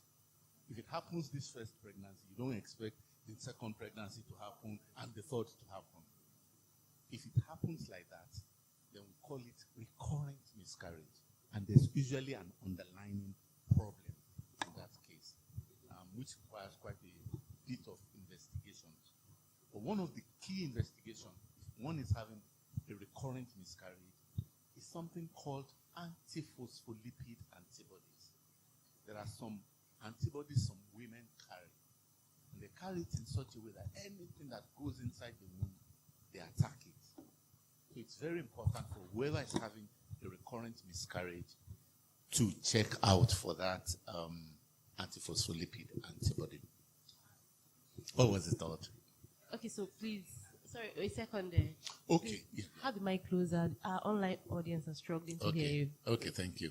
So like I said earlier on, as a woman grows older, the quality and the quantity of the egg starts to decrease.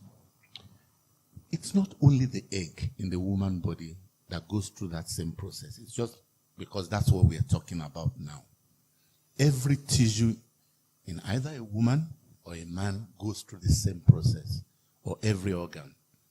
Let me give you an example. When I was younger, maybe when I was a teenager, I used to have an afro. But I can't do that anymore because the quality and the quantity of my hair has decreased over the years. Now, I can get some supplements to make my hair in terms of quantity to get more. But the quality, I probably will not have much control over. So if I get a supplement that will make my hair grow more, probably you will see more gray hair. Those are quality. Okay? So the same thing happens with the egg. There are drugs we could give that can increase the quantity. But there are very few things in the experimental stages right now that one can do to improve the quality, but they've not been well documented or established. Let me put it that way. So we can increase the quantity, but truthfully, we have little or no control on the quality. Okay. That deserves a round of applause. Thank you so much, Doc. Okay. To make this balance, we will take one online, one on-site, one online. Everybody agrees, right? So before we come back to the on-site, let's quickly take an online question. Okay, so she said, I have a question. My menstruation lasts for only 1 or 2 days. By the 3rd day, I am very clean. It wasn't always like this from the beginning, but since it changed, it has remained like that. Is that regular? Is that irregular? And should I be worried about my fertility? I am not married. You want to answer that? I should go ahead. Okay. So the most important thing about menstruation is the normal menstrual cycle is, for most people, I'm talking in terms of length now, it's usually 28, 30 days and whatnot. And the normal bleeding time could be anything from 2 days to 5 days. Any bleeding above 5 days, we tend to say it's a bit prolonged. Now, 1 to 2 days, as long as it is regular every month. If it's regular every month, there's a very high likelihood that you are ovulating. It's very unusual for someone to be having a regular period and not be ovulating. Let me just put it that way. I wouldn't say you should be too worried. The only time you should be worried is when you are trying to get pregnant, if it's not happening easily. All right, thank you very much. So we are back on site. Good afternoon. Although you have answered part of the question, that's on the miscarriage, I wanted to know if you have a frequent one that you have said, like before 12 weeks, it comes down, and then it happened like 3-4 times, and then still unable to hold on to the pregnancy. So I need to know what can you do to be able to ensure that it stays, it doesn't come down. Then, secondly, when you are already, you are reaching menopause or over for like few years, and then suddenly period now come, like maybe 2 times in 3 years, are you supposed to be worried? Thank you. Okay, thank you. So basically what you've described is called recurrent miscarriages. Anybody who has had a miscarriage on 2 or more occasions consecutively, on 3 or more occasions consecutively, not a situation of I had a miscarriage, then I had a normal pregnancy, and then I had a miscarriage. Consecutively, we call that recurrent miscarriage. What could be the cause? That's the first thing. What could be the cause? Because it's gone beyond what I explained the other time. Now, if you look at it, there are 3 actors at play. You have the fetus inside the womb, you have the womb, and you have the totality of the woman who is carrying the pregnancy. I'll call that the environment. So you need to look into those 3 factors to try and now find out why it's happening. As far as the fetus is concerned, abnormality, I mentioned that earlier on. It could be the womb. There are some womb that are configured in a way that anytime you put a pregnancy in there, you have a miscarriage. So there are certain abnormalities. We call them arcuate uterus, septate uterus, or uterus with some form of abnormality inside. How do you detect that? Scan, HSG will tell you whether that's where the problem is. Now, what about the environment, the woman herself? Because there could be something in the woman carrying the pregnancy that's causing this recurrent miscarriage. And that's where that antiphospholipid antibody I mentioned comes in. It's one of the commonest causes of recurrent miscarriage. Now, 1 in 100 women carry those antibodies. So anytime there's a recurrent miscarriage, it's important that that antibody is checked in the system. And if it is there, the treatment is so simple. There are certain drugs you just need to take that will clear it away. That's one. There are other things that could be. Is the woman diabetic and it's not well controlled? Those are still part of the body. Does the woman have thyroid problem that's not well controlled? Those are part of the problem. Hypertension. Are you taking some drugs that you don't know about? Is your body mass index more than normal? Is your age? Because as you grow older again, the incidence of miscarriage starts to increase. Now, I'm just talking generally.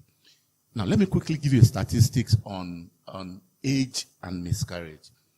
Between the age of 20 and 30 years old, the incidence of miscarriage is about 15%. 15%. By age 30 to 35, it has increased to like 25%. By age 40, it has gone as high as 50%. What I'm saying is, if a 40-year-old plus woman gets pregnant, the chances that that pregnancy will end in a miscarriage is 1 in 2. So you can see how it's jumping up. By age 45 to 50, it's gone up to 90%.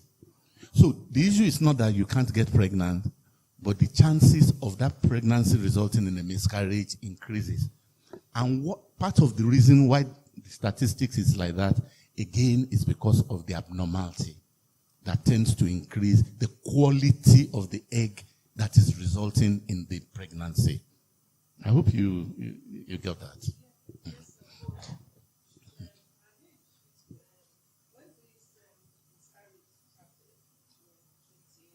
So she needs those investigations I'm talking about. So apart from all the general things I've said, antiphospholipid, then there are some bacteria, some infection again, we call them the touch screening. Toxoplasmosis, herpes, cytomegalovirus, bacteria vaginosis. They need to check for all that. Especially bacteria vaginosis in the reproductive tract. They cause increased miscarriage. So it's a total checkup at that point in time. Thank you. Add one or two. Okay. Sorry. So as a woman is getting closer to 50, so the age of menopause, generally speaking, is 50 years old plus or minus 2 years. So for some women, it might be at 52, others might be at 48. But something happens before you even reach menopause. Menopause means it has stopped. But a few years before it, there's something we call the climacteric or premenopausal years. And it is in those years, all the symptoms are already appearing. Your period has started doing tricks. Exactly. It comes once in 6 months and the rest. So it's quite normal. Yeah. I wanted to add something. Yes. So with respect to miscarriages, especially early miscarriages, sometimes, as MD have said, sometimes are chromosomal issues. Okay?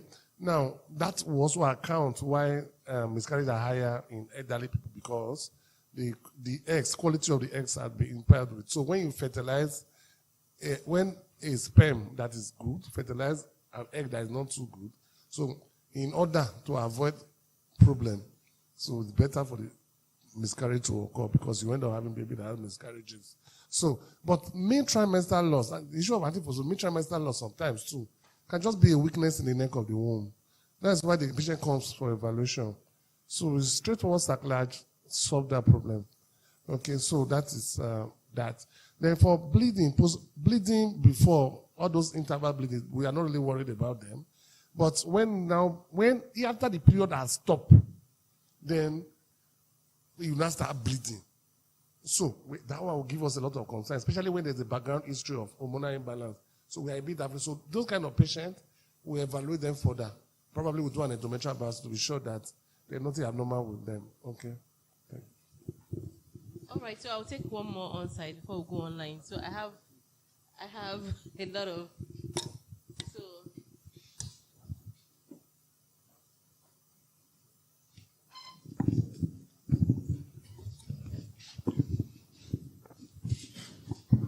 good afternoon, everybody. Thank you so much, WIMBIZ, for this opportunity. I feel so refreshed and delighted to be here. I think one of the questions I wanted to ask, you just answered it and said premenopause signs and all of that, maybe before the main year. So I wanted to say that there are some signs that I noticed. Sometimes I don't think it's malaria or typhoid. I just feel funny. The mood just changes. Body temperature. You know, everywhere I go to, they say, how old are you? I'm like, I'm not aged yet, though. Why did you ask? You know, be like, it's premenopause sign. You know, so, like about a year now, I noticed that I spot this period on a particular day. I spot it. After that, I won't see it again until maybe the third or fourth day, it comes normally. And then when it comes, like 3 months ago, it becomes so heavy. On the third or fourth, there was one that almost messed me up at my child's school. As I dropped from the car, I just, wow. By the time I looked at myself, I saw blood.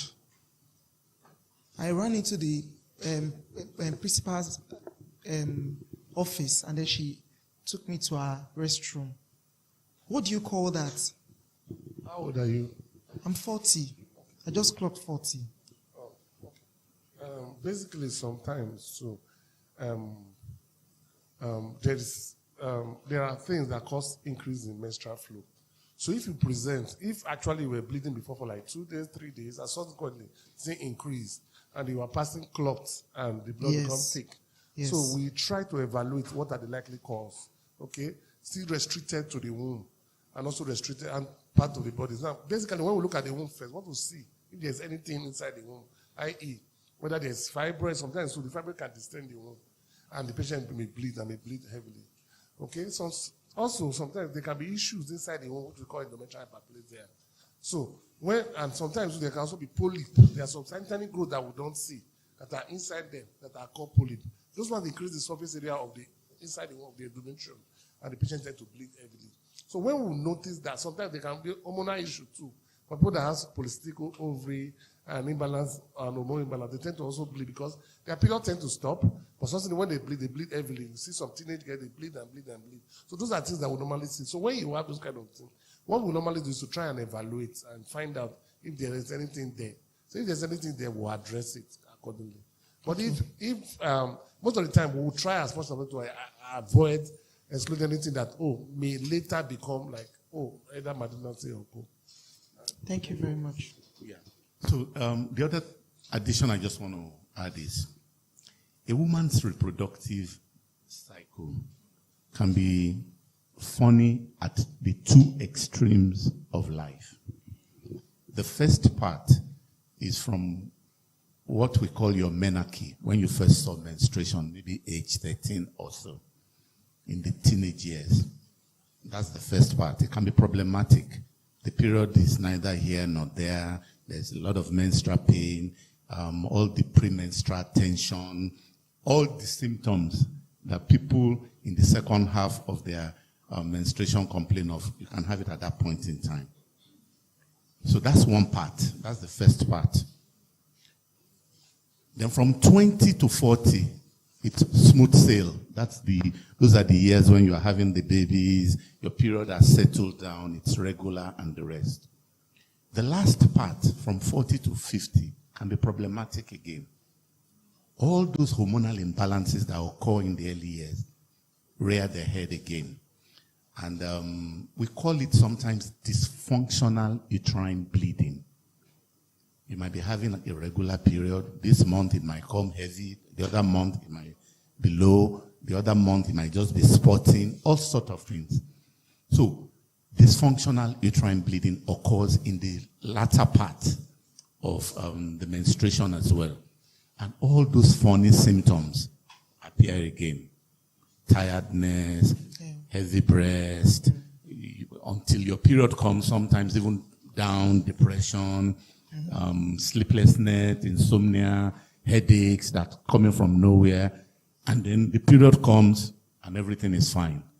And then the next period or during the next menstrual cycle, as the period is approaching, all those things rear their heads again. So it can be normal. But like Dr. Edokpolor said, one shouldn't take chances. It's still better to just do the basic investigations and be sure it's nothing sinister.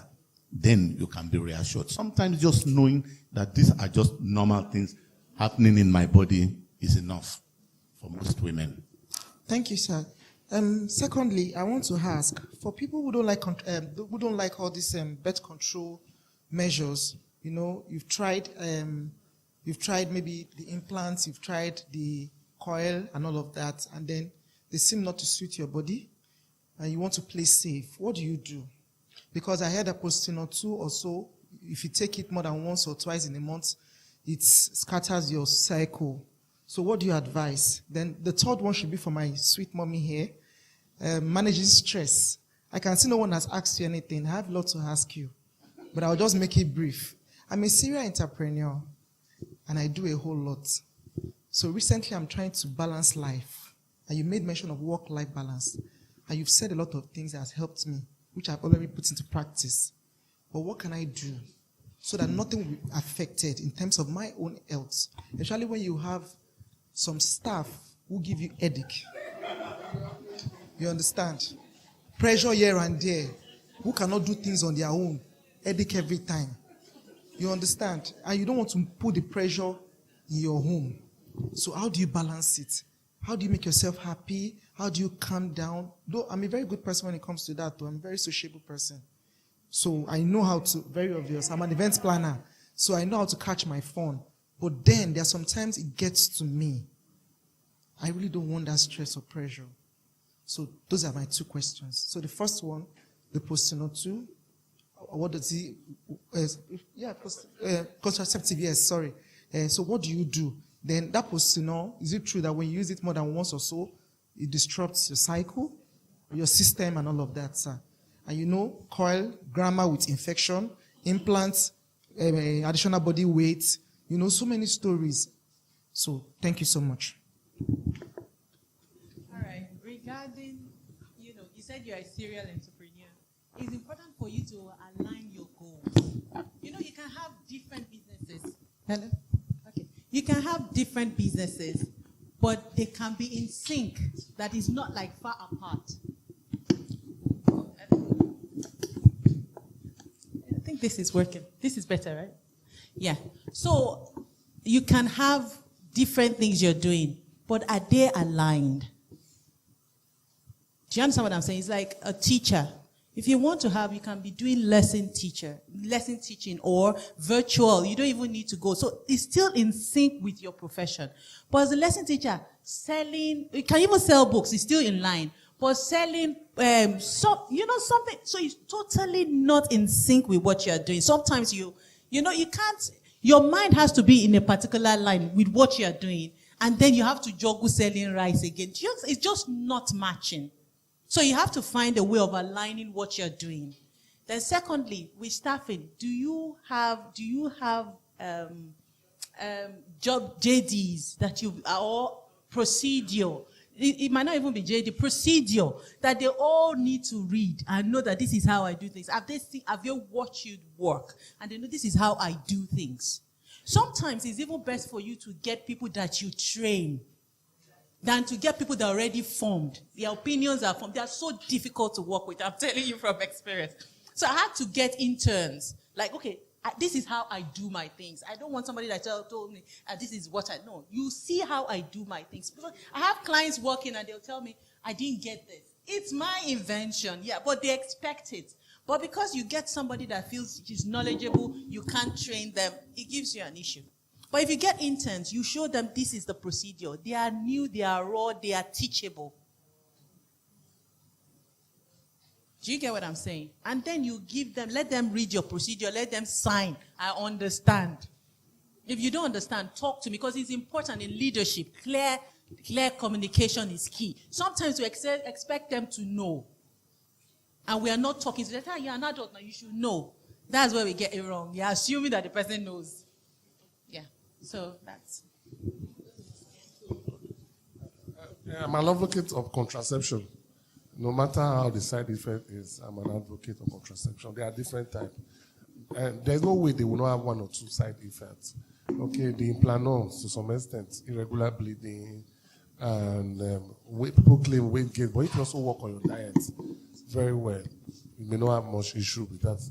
The only issue I have with implanon is that unplanned bleeding that people tend to bleed in between. The IUCD, to some extent too, okay, foreign body in the vagina, in the uterus, and with some vaginal discharge that is associated with it.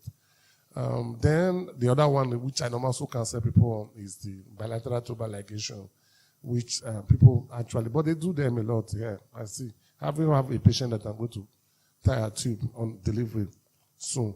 And she has concluded, said 3 children is enough. And she said, I should tie her tube. I should ensure I do that. Yeah.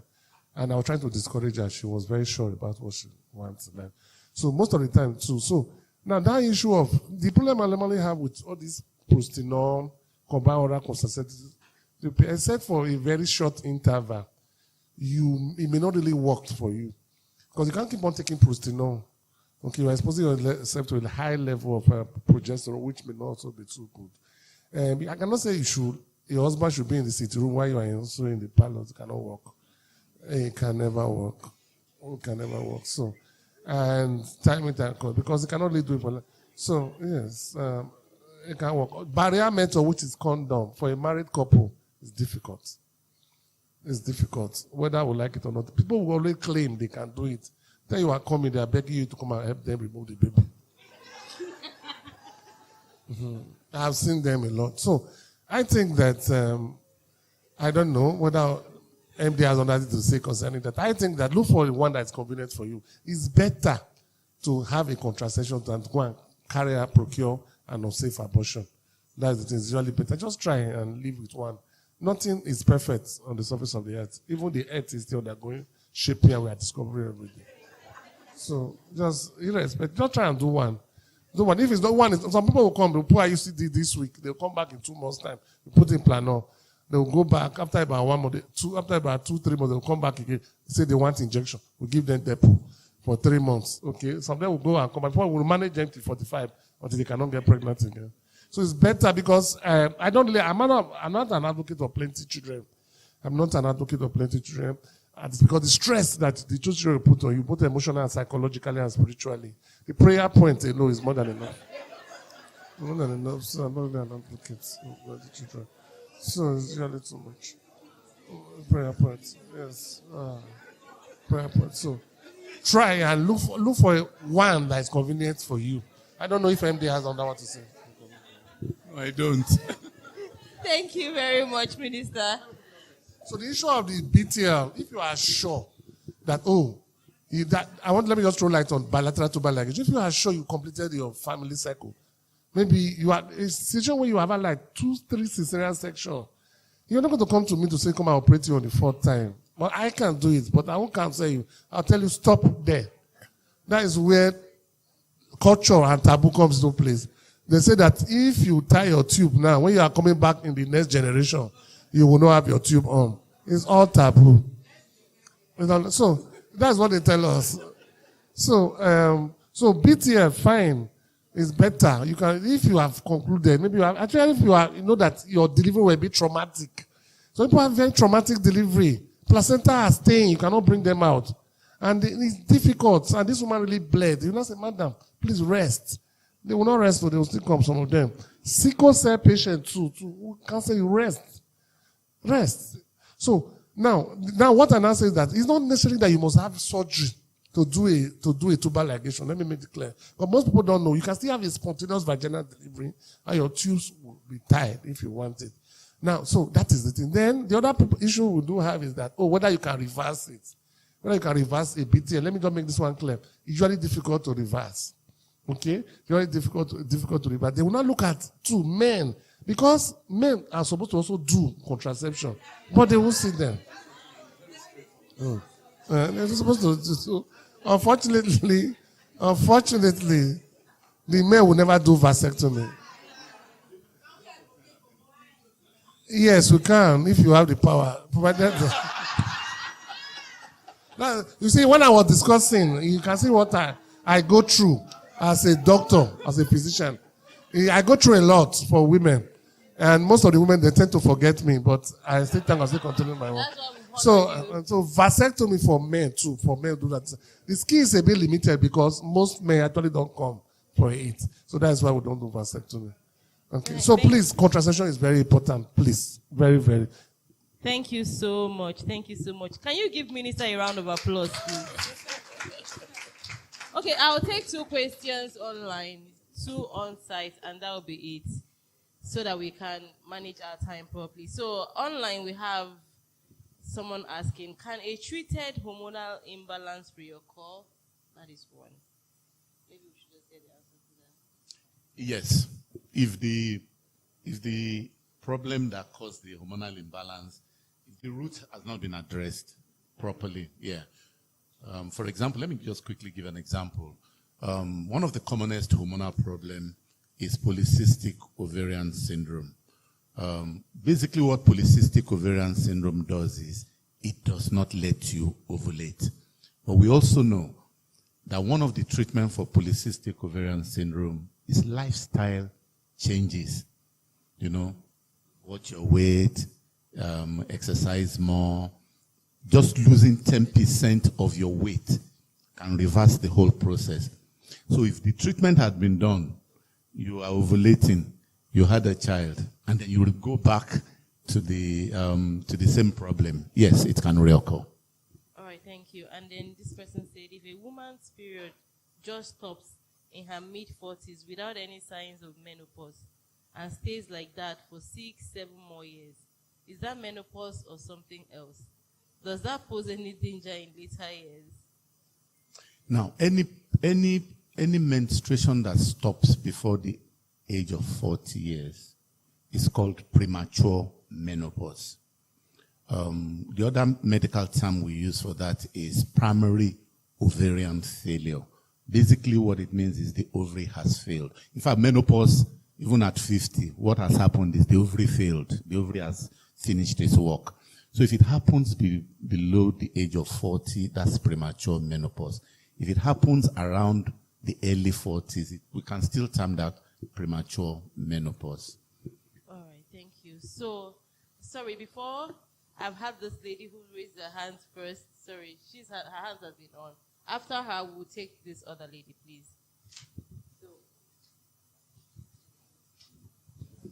All right, thank you.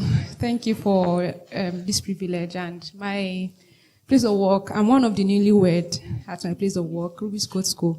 And they made me know about this. So my question is this. I just got married like a few months ago, and thank you. Thank you, Maz. So the thing is on emotional wellness. Now, if I cough, they will ask me to quickly go to the clinic to check. If it is small migraine, you have to go to the clinic. It has been advised that naturally I shouldn't take self-medication for anything I observe now, but it is too much. I can't keep, it is affecting me emotionally because any small thing, I'm just looking forward to, hope this is not it. How do I have measures to take, not to free myself of the expectation and anxiety that comes with any small headache. I had to visit the clinic because I was telling my friend that I have this migraine. Grace, it's pregnancy. Go to the clinic. So how do now it is unconscious. I'm not really expecting, but it is unconsciously now affecting me emotionally. Because every now and then I'm thinking about, is there something inside there already? So I need probably measures to take or actionable things to do to just free myself of the expectations. Yeah, I would say self-care. Okay? Not medication, self-care. Take time out, be away from people. Yeah, just go somewhere quiet. You know, I love sauna. It's the only place that children will not run to you. Mommy, no, you stay there. Quiet place. You have meditation. You don't do meditation. You do meditation in sauna by force, by fire. You know, steam room. Just stay there. You know, just have to practice self-care. That's the solution. And, you know, our society, we need to do better. And sometimes they feel they are just trying to. Because I know somebody that took offense in me not asking. But because of what I've experienced, I felt it difficult to ask, how far? Do you understand? But some will say you're not caring. So we need a shift in our thinking. Do you understand? But for you, because the panicky stage can cause issues too. So just self-care. All right, thank you, Ma.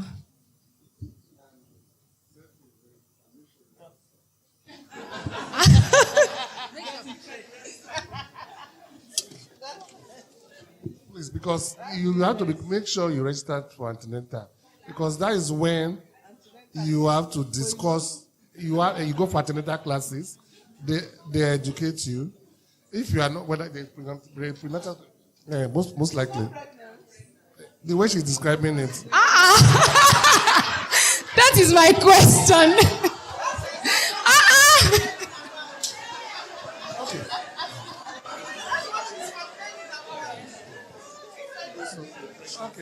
Okay. So if you are not pregnant, wait, sorry. Let me just round up. Sorry, so that wow, sorry. So because of those, because I understand. I had a patient like that who has what we call honeymoon cystitis. She was having very bad urinary tract infection and everything. What she was just having was honeymoon cystitis, because she became restless and she was running up and down. She was passing urine. Everybody thought it was diabetes and co. But she visited me and I was able to make the diagnosis and reassure her. That's how the thing went away. So if you're having, rather than meeting people that are not professional, I emphasize professional. There are a lot of people who knows nothing about. You won't see me climbing the step or trying to repair a roof. I can never do it. Even my parents once abused me that I was more useful as a younger doctor. Because I was treating everything. Hypertension, diabetes, stroke, I will give them medicine. But when I now become a specialist, I have to drop all those ones and stay on my lane. Even in my lane as a gynecologist, I don't do cancer. I don't do oncology. If you're oncology, maybe Dr. Okewale does that. I don't know. But I know he doesn't do it. So look for their professionals. We are here today. There's a TeleDoc app. You can consult us. Do you understand? So that you will not, so that people who doesn't have information, that's the problem I have in this country. People that doesn't know things, they are the ones that claim that they know. They need to feed you with the information. Do you understand? So, well done, Dr. Osazuwa. So just like Dr. Osazuwa said, newly married, one of the things you probably need is what we call pre-pregnancy counseling. You know, it's a big aspect on its own. And again, there are professionals that will put you through on what to expect. That is when you are pregnant. Pre-pregnancy has a lot. In fact, most newly married couples should attend it together. You know, because it's at that time a lot of things here that needs to be done. And I'm sure, like Dr. Osazuwa said, it's better to listen to professionals, not family, friends, and the rest. And if you can't see a professional like any of us here on that, there are apps now. Now, for example, the TeleDoc app he was talking about, you will see thousands of people there, counselors, not St. Ives hospital counselors. We just happen to be on that app as well. You see counselors, wellness people. Exactly. So you look at their profile, anyone you feel comfortable to talk with them. Yeah. Thank you so much. Thank you, sir. Thank you. One last on-site question. So madam, you have the mic. Okay, good. Good afternoon, Doc.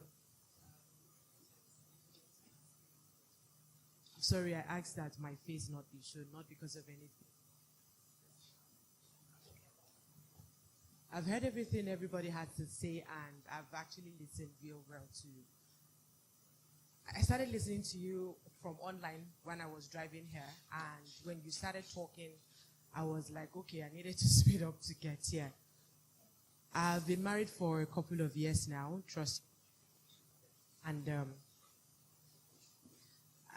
I think I've done everything that everybody would say to do, aside from IVF. Please don't look at my face so I don't cry. That, and I have done both medically, traditionally, and I've done all manners of local massages and all of that. Now, the last I did last year was something called a 3D scan somewhere in Ikoyi, and a lot of money went down and all of that. At the end of the day, what I heard was, oh, there are some adhesions and all of that. Now, one of the things that discouraged me from going through certain something the doctor said, oh, I needed to do his operative hysteroscopy. And once the operative hysteroscopy is done, I will have to do an IVF. But the IVF, certain doctors can give you feedback that can turn you off. And he said something like, after the operative hysteroscopy, when you do the IVF, you're going to get a donor egg to help you because of age factor. I'm still a young girl anyway. I'm just 44. So I now said to him, I said, if the womb is okay to carry another person's egg, I can as well. So my husband couldn't wrap his head around it. The question he asked was, so whose child would it be? He said, biologically your child, but mentally it would be mine. So that was a lot of mental torture for me. So I had to let that go. Now I'm asking this, I want to ask this question to say, you were talking about mental health. He was talking about a lot of things about the woman and all of the processes, and you both had everything to say about all of this. I haven't seen my period since 2023, December last. And then last year, December 9th, I just had some spotting, but I had the feeling of everything. Now, sometimes you feel bloated, like you're pregnant, and all the symptoms and all the signs and everything, even as I stand, you feel it. But at the end of it all, you will do all manner of, even MRI, everything, and keep telling you, oh, nothing. Now, I don't have fibroid, I don't have anything, whatever, everything about you is fine. There is no story of menopause or something. So when you said something like, you can do all of these scans and all of this, and you check that there is absolutely nothing wrong with you. So what exactly is the problem? That since I got married, period started season, if you see it twice in a year, praise God, and it becomes a concern. Now, personally, listening to everybody in this room, and I'm asking myself, so what is my problem? And to be honest with you and I'm tired of going to doctors, because you get to hear certain things and it annoys. So what exactly is one supposed to do to get past certain things? Thank you. Thank you so much, ma'am. So like I said during the presentation, there are 5 requirements to getting pregnant naturally. The first requirement is your husband's sperm. It must be of good quality, and it must be of good quality. The second requirement is you must be seeing your periods regularly, and in such a way that you will be able to know your fertile period, to know when you are ovulating. Because don't forget, naturally, you only get pregnant when you make love during your fertile period. The third requirement is the inside of your womb must be able to accept and be able to keep a pregnancy, not just accept. So there shouldn't be anything in there that would disrupt pregnancy, whether it's a fibroid, whether it's a polyp, whether it's an adhesion, scar, or infection. The fourth requirement is your fallopian tubes. It must be open so that the eggs you form on your ovary can enter the tube and meet with the sperm. And then lastly, you must be producing quality eggs every month. Now, what I went further to say was, that's for natural pregnancy. If you see anybody who had gotten pregnant naturally, those 5 things worked for them. Now, if anyone now comes and says, I've been trying for pregnancy, I don't know what the problem is. The essence of all investigations is to just check those 5 things. And what I said was, those 5 things can be checked, if it's well planned, within a day or 2. And within a week, you will have an answer. Because the most important thing about fertility is to have an answer, to know exactly what the problem is, or whether there is no problem. Like I said, the unfortunate thing is, people do 1 or 2 tests and then go away for the next 6 months, sometimes due to the fault of the hospital. The doctor you saw today would say, go and do a scan. He will give you an appointment for 2 weeks. The next time you come, it's another doctor. He will say, you need your hormone. And people just get frustrated and tired. So what you need is an answer. What is the problem? And if there is no problem, what is the solution? Once you have an answer, you will know exactly which way to go. Now, the second thing is, by the time you check those 5 things, then the advice the doctor will give will be either you continue trying naturally or whether you now need an assisted conception.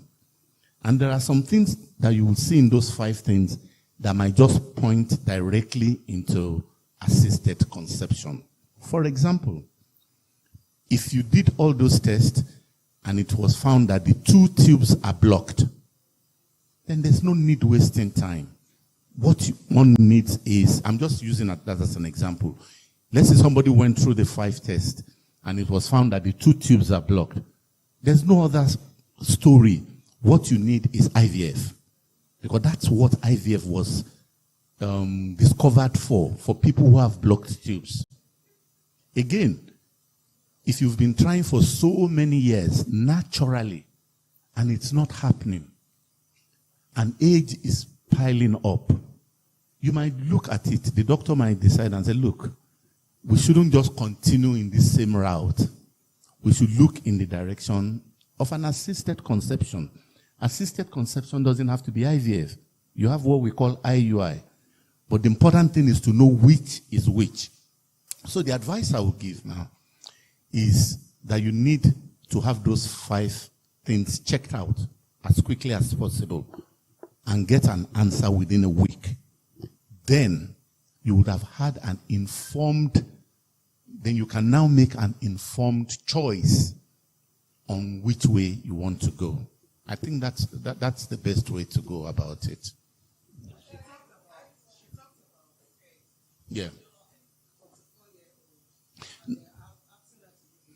So, yeah, let me quickly talk about that. Now, just like I've been saying all along, as we grow older, the quality and the quantity of the egg tends to drop. But there are you will see that I'm not being judgmental here now, okay? When you go through those 5 tests or the 6 tests that I mentioned, the first one is a vaginal scan. The scan is going to check the whole of your pelvis. It will check your womb, whether there's a fibroid there or not, whether there's a polyp there or not. The second test is a swab test. It will check and be sure there are no infection in the passageway. And if there's anything, they treat it off. Now for you, The third test is very important. It's your blood hormone test plus your AMH. Blood hormone test plus your AMH. The blood hormone test and AMH is going to tell us about your ovarian reserve. It will tell us about how much egg is still in the ovary. So that is a very key test. I've seen women who are 22 years old and their AMH is very low, telling us straight away that they don't have much egg reserve. And I've seen women at 45 who have high AMH reserve. So it is only after you've done all those tests that a decision can be made in terms of whether you need a donor egg or not a donor egg. But with all those investigations, like I said, you'll be able to make an informed choice, because everything will be on the table and the statistics will be laid out easily. But I think what you need first is those investigations as quickly as possible. Thank you very much. Thank you very much. Thank you. Thank you. Okay, so we have far overrun our time, but online we have a lot of questions coming in, and we will just take a few of it before we start wrapping up here. Okay, so I have this question. Someone is asking, I had a myomectomy done sometime last year. Post-op, my flow was still kind of heavy, even though I had done a scan and I'm fully clear of fibroids. During my last period, I took tranexamic acid and the flow was very minimal. However, I noticed that I didn't see the egg white discharge that signifies ovulation following the ovulation period. Should I be worried? The most important thing is that I don't really know how old the patient is. Because fibroid normally distorts the womb. Even after removing the fibroid, sometimes because the endometrial line the surface area is expanded. So there's sometimes too, there will still be evidence of heavy bleeding. But after some time, when the womb begins to shrink, the thing disappears. Now, the issue of egg white and not egg white is a bit subjective. You cannot use that one exactly to establish whether a woman is ovulating or not. Okay? And the true test of ovulation is, most of the time, it's pregnancy, if you want to really establish it. But you should not be worried about whether egg white or not egg white. The most important is that if she gets married, let her get pregnant. If she's not getting pregnant, let her see us. Very straightforward. And then someone asks, does premature menopause constitute any health hazard to a woman who experiences it? Yes. Now, the reason why I said yes is, generally speaking, when a woman reaches menopause, the real menopause, age 50, there are certain things that happen in their body. Their estrogen level. Estrogen is the female hormone. That's the hormone that has been supporting a woman all her life. It drops drastically. And once it drops drastically, it affects different organs of the body. If, for example, the woman does not have a hormone replacement therapy, the bones of the woman becomes more brittle. They might suffer from osteoporosis. They are more prone to heart problem because estrogen has something to do with maintaining their heart health. More prone to depression, all the things that go on with menopause, hot flushes, insomnia, depression, and the rest. Even the skin of the body starts shrinking and whatnot, poor sex life, painful sex, and the rest. So all those things that happen at age 50 and above in premature menopause, it can happen at an earlier stage of their life. Imagine a woman going through that from age 35 upwards for the next many years. So in such women that have premature menopause, we usually advise a form of hormone replacement therapy for them to counteract all those things. A lot of women who have achieved menopause as well, we do sometimes advise on hormone replacement therapy as well. Wow. Okay, very, very, very insightful. I take this last one online and then one final reading, right? And that will be it. Okay, so she asked, my question is, as we grow older, fertility reduces, would you advise a lady at 40 and unmarried to preserve her eggs until she's ready to get married? So that brings us to fertility preservation as well. Because of the fact that we already know that as a woman grows older, the fertility decreases. So a lot of women abroad and in Nigeria right now as well, who have or who are delaying settlement to settle because of career and different things, they come and they say they want to preserve their fertility. They want to freeze their eggs for the time when they will need it later in life. If you're going to do egg preservation, we usually advise that it should be done at certain age, maybe by age 30 to 37. The thing with egg preservation is, if you preserve your egg at age 30, for example, some women know that I'm going to get married at 35. They know it already, you know. So if you preserve your egg at age 30, and for whatever reason you don't settle down in time, maybe the right partner didn't come, and you are 40, that egg will still behave. When you are 40, that egg is still behaving like a 30-year-old egg. And it's still going to give you the kind of success story that a 30-year-old egg gives. Let me give you another example. If a 60-year-old woman comes to the fertility clinic and says, I want to get pregnant, I want to have a baby, and you do all the tests and you realize that they don't have eggs again, and the 60-year-old woman decides that she was ready to use a donor egg who is age 30, and she asks you, what are the chances of success? We will straight away tell the woman that at the first IVF attempt, you have a 60 to 80% chance of success, because the success rate of IVF using an own egg is dependent on the age of the egg. A 30-year-old using her own egg has a success rate of 60 to 80%, first attempt. A 35-year-old using her own egg has a success rate of like 50%. It has dropped slightly. By 40, there's a dramatic drop using your own egg. It comes to 25%. Still 1 in 4 chance, you know. By 45, it's dropped even further, 10 to 15%, using your own egg. By age 50, more or less 0%, because there's no egg there again. So if a 50-year-old comes and says, I want to use a donor egg of a 30-year-old, what are my chances? 60 to 80 straight away. So you will see that the age of the woman is the age of the egg. You can be 60 and feel 30 years old, but your egg is still 60 years old. That's the way it works here. Wow, that's another eye-opener there. Okay, our final question for today, and we'll wrap it up.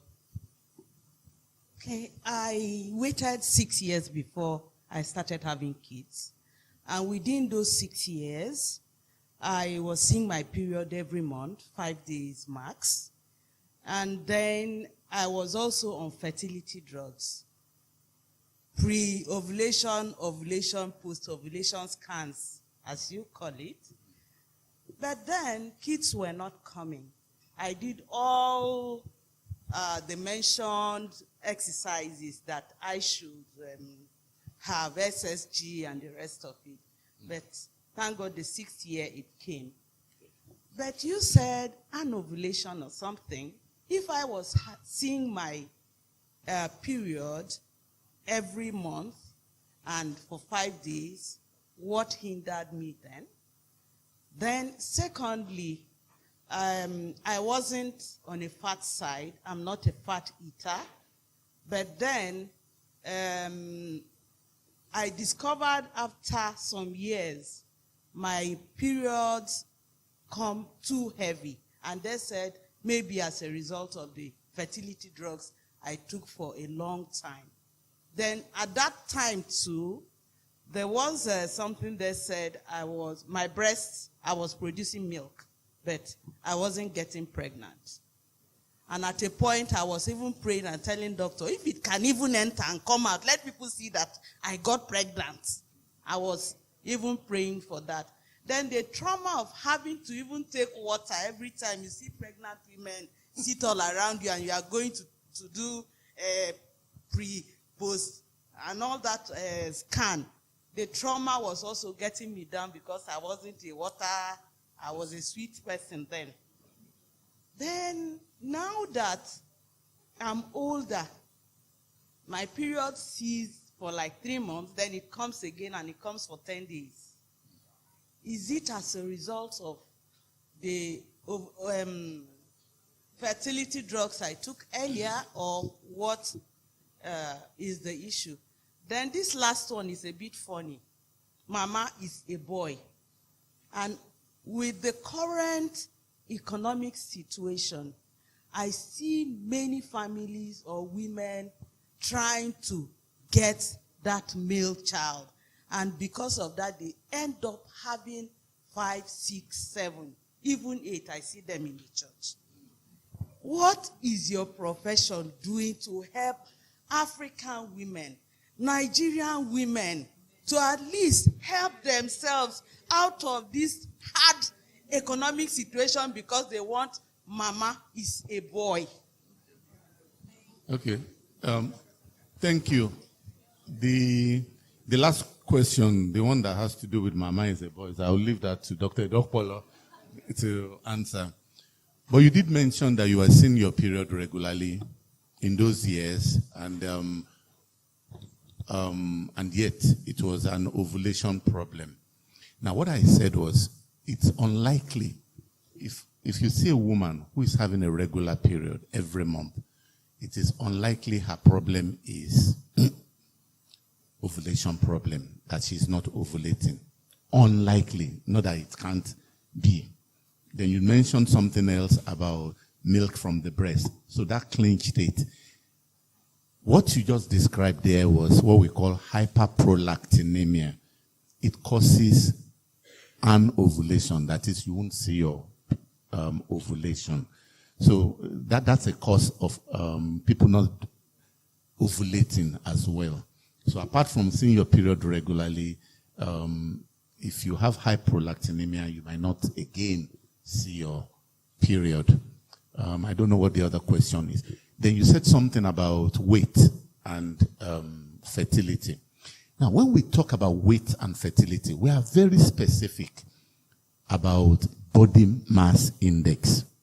You can be a 6-footer and your weight is maybe 80. And when you check your body mass index, it will be less than 30. I'm just using that as an example. And you might have another person who is still 70 kilograms and is 4 foot. For the 4 foot person, that is overweight. That's obesity in terms of body mass index. So we talk more specifically on body mass index. Everybody should know their body mass index. It should be less than 30, ideally. But even if it's going to be above 30, let it be less than 35. Anything above 35 is excess weight, is obesity, and it can cause so many hormonal abnormalities. I'll leave the mama is a boy for Dr. Edokpolor. So a very good time to round up. So the issue of BMI, body mass index, is very important when it comes to ovulation. The people that are a bit on the big side, I won't say obese, they tend to have a lot of high level of androgens, and they also have impaired insulin, the way glucose control. So this indirectly affects ovulation. That's why we tell, when you come around, we say, oh, please try and trim down a bit. Only 10% drop in weight, somebody can conceive spontaneously if we don't do anything. Now, the issue of mama is a boy, I think it's more of a culture. Culture, we place so much value on me, and it's everywhere. It's everywhere. I just think that there's nothing anybody can tell you to. Everybody is responsible for this responsibility. In your church, ladies, if you treat a woman well, with a lot of respect, okay, with a lot of honor. Not, we're a bit, we despise, I don't know how I'm going to put it. In our culture, that's why you can see an Oba marrying 15 wives. Time you don't have respect for women. You don't have respect. That's why you can have a man having a side chick. You don't have respect for women. You don't. When I look around, I say it's very painful. So that is what I'm trying to say. So if you can, if all of us have to go back to our churches, our mosque, our environment, so that we can begin to educate people. You don't really need plenty children. Or you don't really need plenty children. When you get to a level, like 2, 3, that's why some people will struggle. I had one of a friend, I call my patient my friend. There was a man that was looking for a boy. He has like 5 daughters. Another man went to go and put her daughter there, position her for a boy. They were now calling me for PGT. And I told him that I started preaching to the person actually so that he can give life to Christ. That his daughter should go and look for another person to marry. So what I'm trying to say is that it's more of an advocacy. Everybody has to talk about it. First of all, have respect for women. Take women seriously. Don't be too aggressive. They should be able to do their right. In your home, in your house, women should be respected. I think if we're able to do that, people will begin to add value and begin to respect women. So they will not be too curious. I had a patient looking for a baby boy, and she died in the process after 4 years. They could not. The addiction was so bad that they could not get that baby out. And he had this CS. The boy that he gave birth to, she was not alive to take care of the baby. So sometimes, so we are so desperate, and the men put so much pressure that we must get this boy by all means. Pikin, pikin. When the time come, you no go carry any pikin go heaven. On that note, we end the Q&A for today's session. Please, a round of applause for our speakers. Thank you so much, sir. Thank you so much, ma. You can return to your seat now. Thank you, thank you, thank you. How has it been? Are you happy you're here? Our online participants, I hope you're happy. I hope you've learned a thing or two. It has been such an insightful and eye-opening session, and we've all learned. And on this note, okay, hold on a second.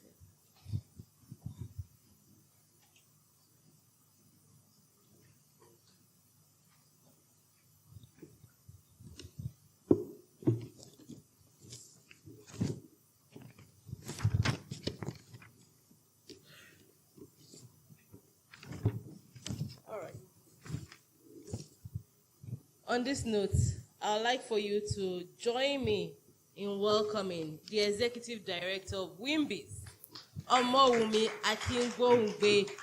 I mean, that applause can be louder, to give the closing remark. Thank you very much. Thank you. Thank you very much, Chidi. Wow.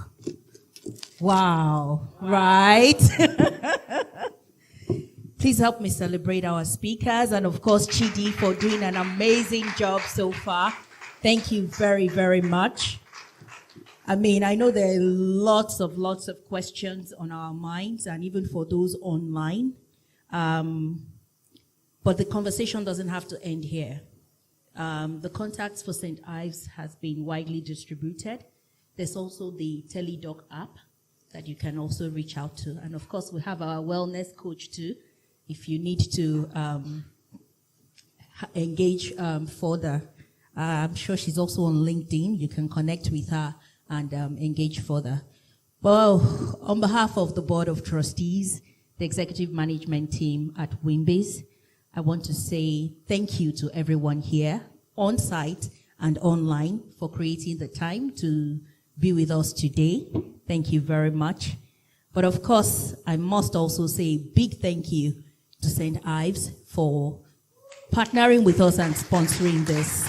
It's been very insightful. Thank you very, very much for all that you do.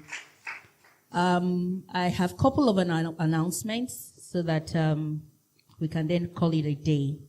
First of all, if you're a WIMBIZ associate here, can you please raise up your hand? An associate and life member. Hi, people. Would love to take a group picture before you leave.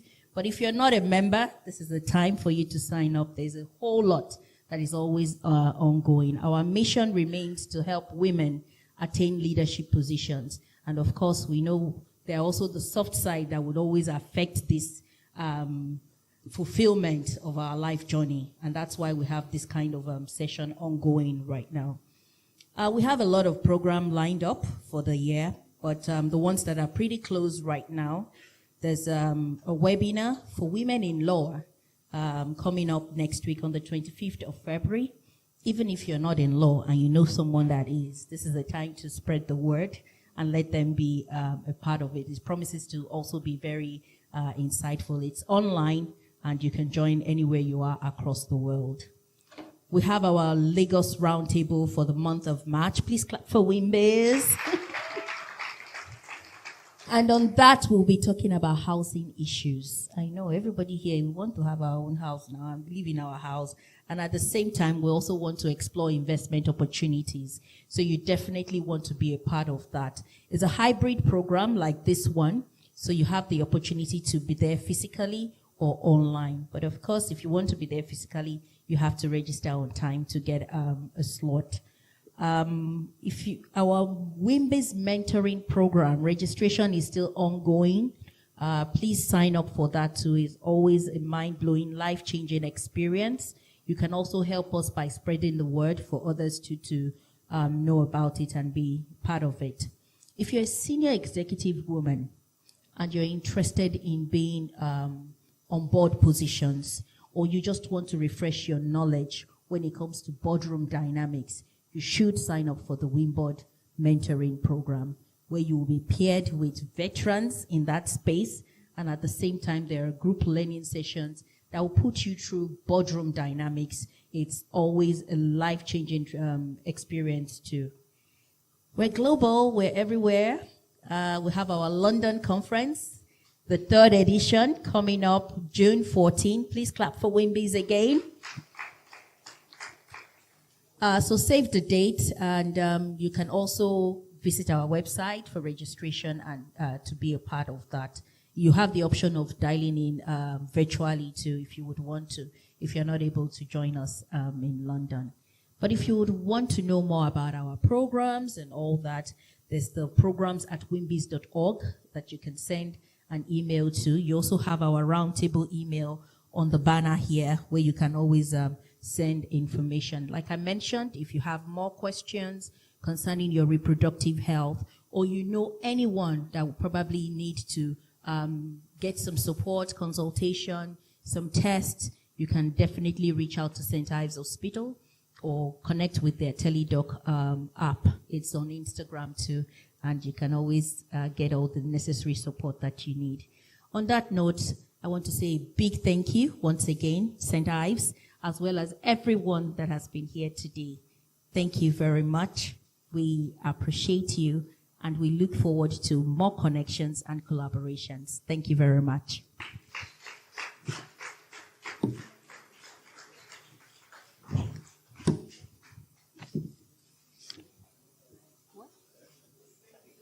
Okay, you can also scan the barcode. It's displayed on the screen.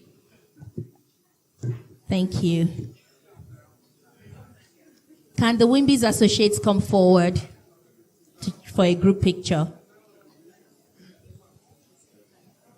Did you come to take a picture? Okay. The speakers, Ms. Opaleye, Doctor, please come forward for a picture. Group picture. This way, please. You might need to let go for a group picture.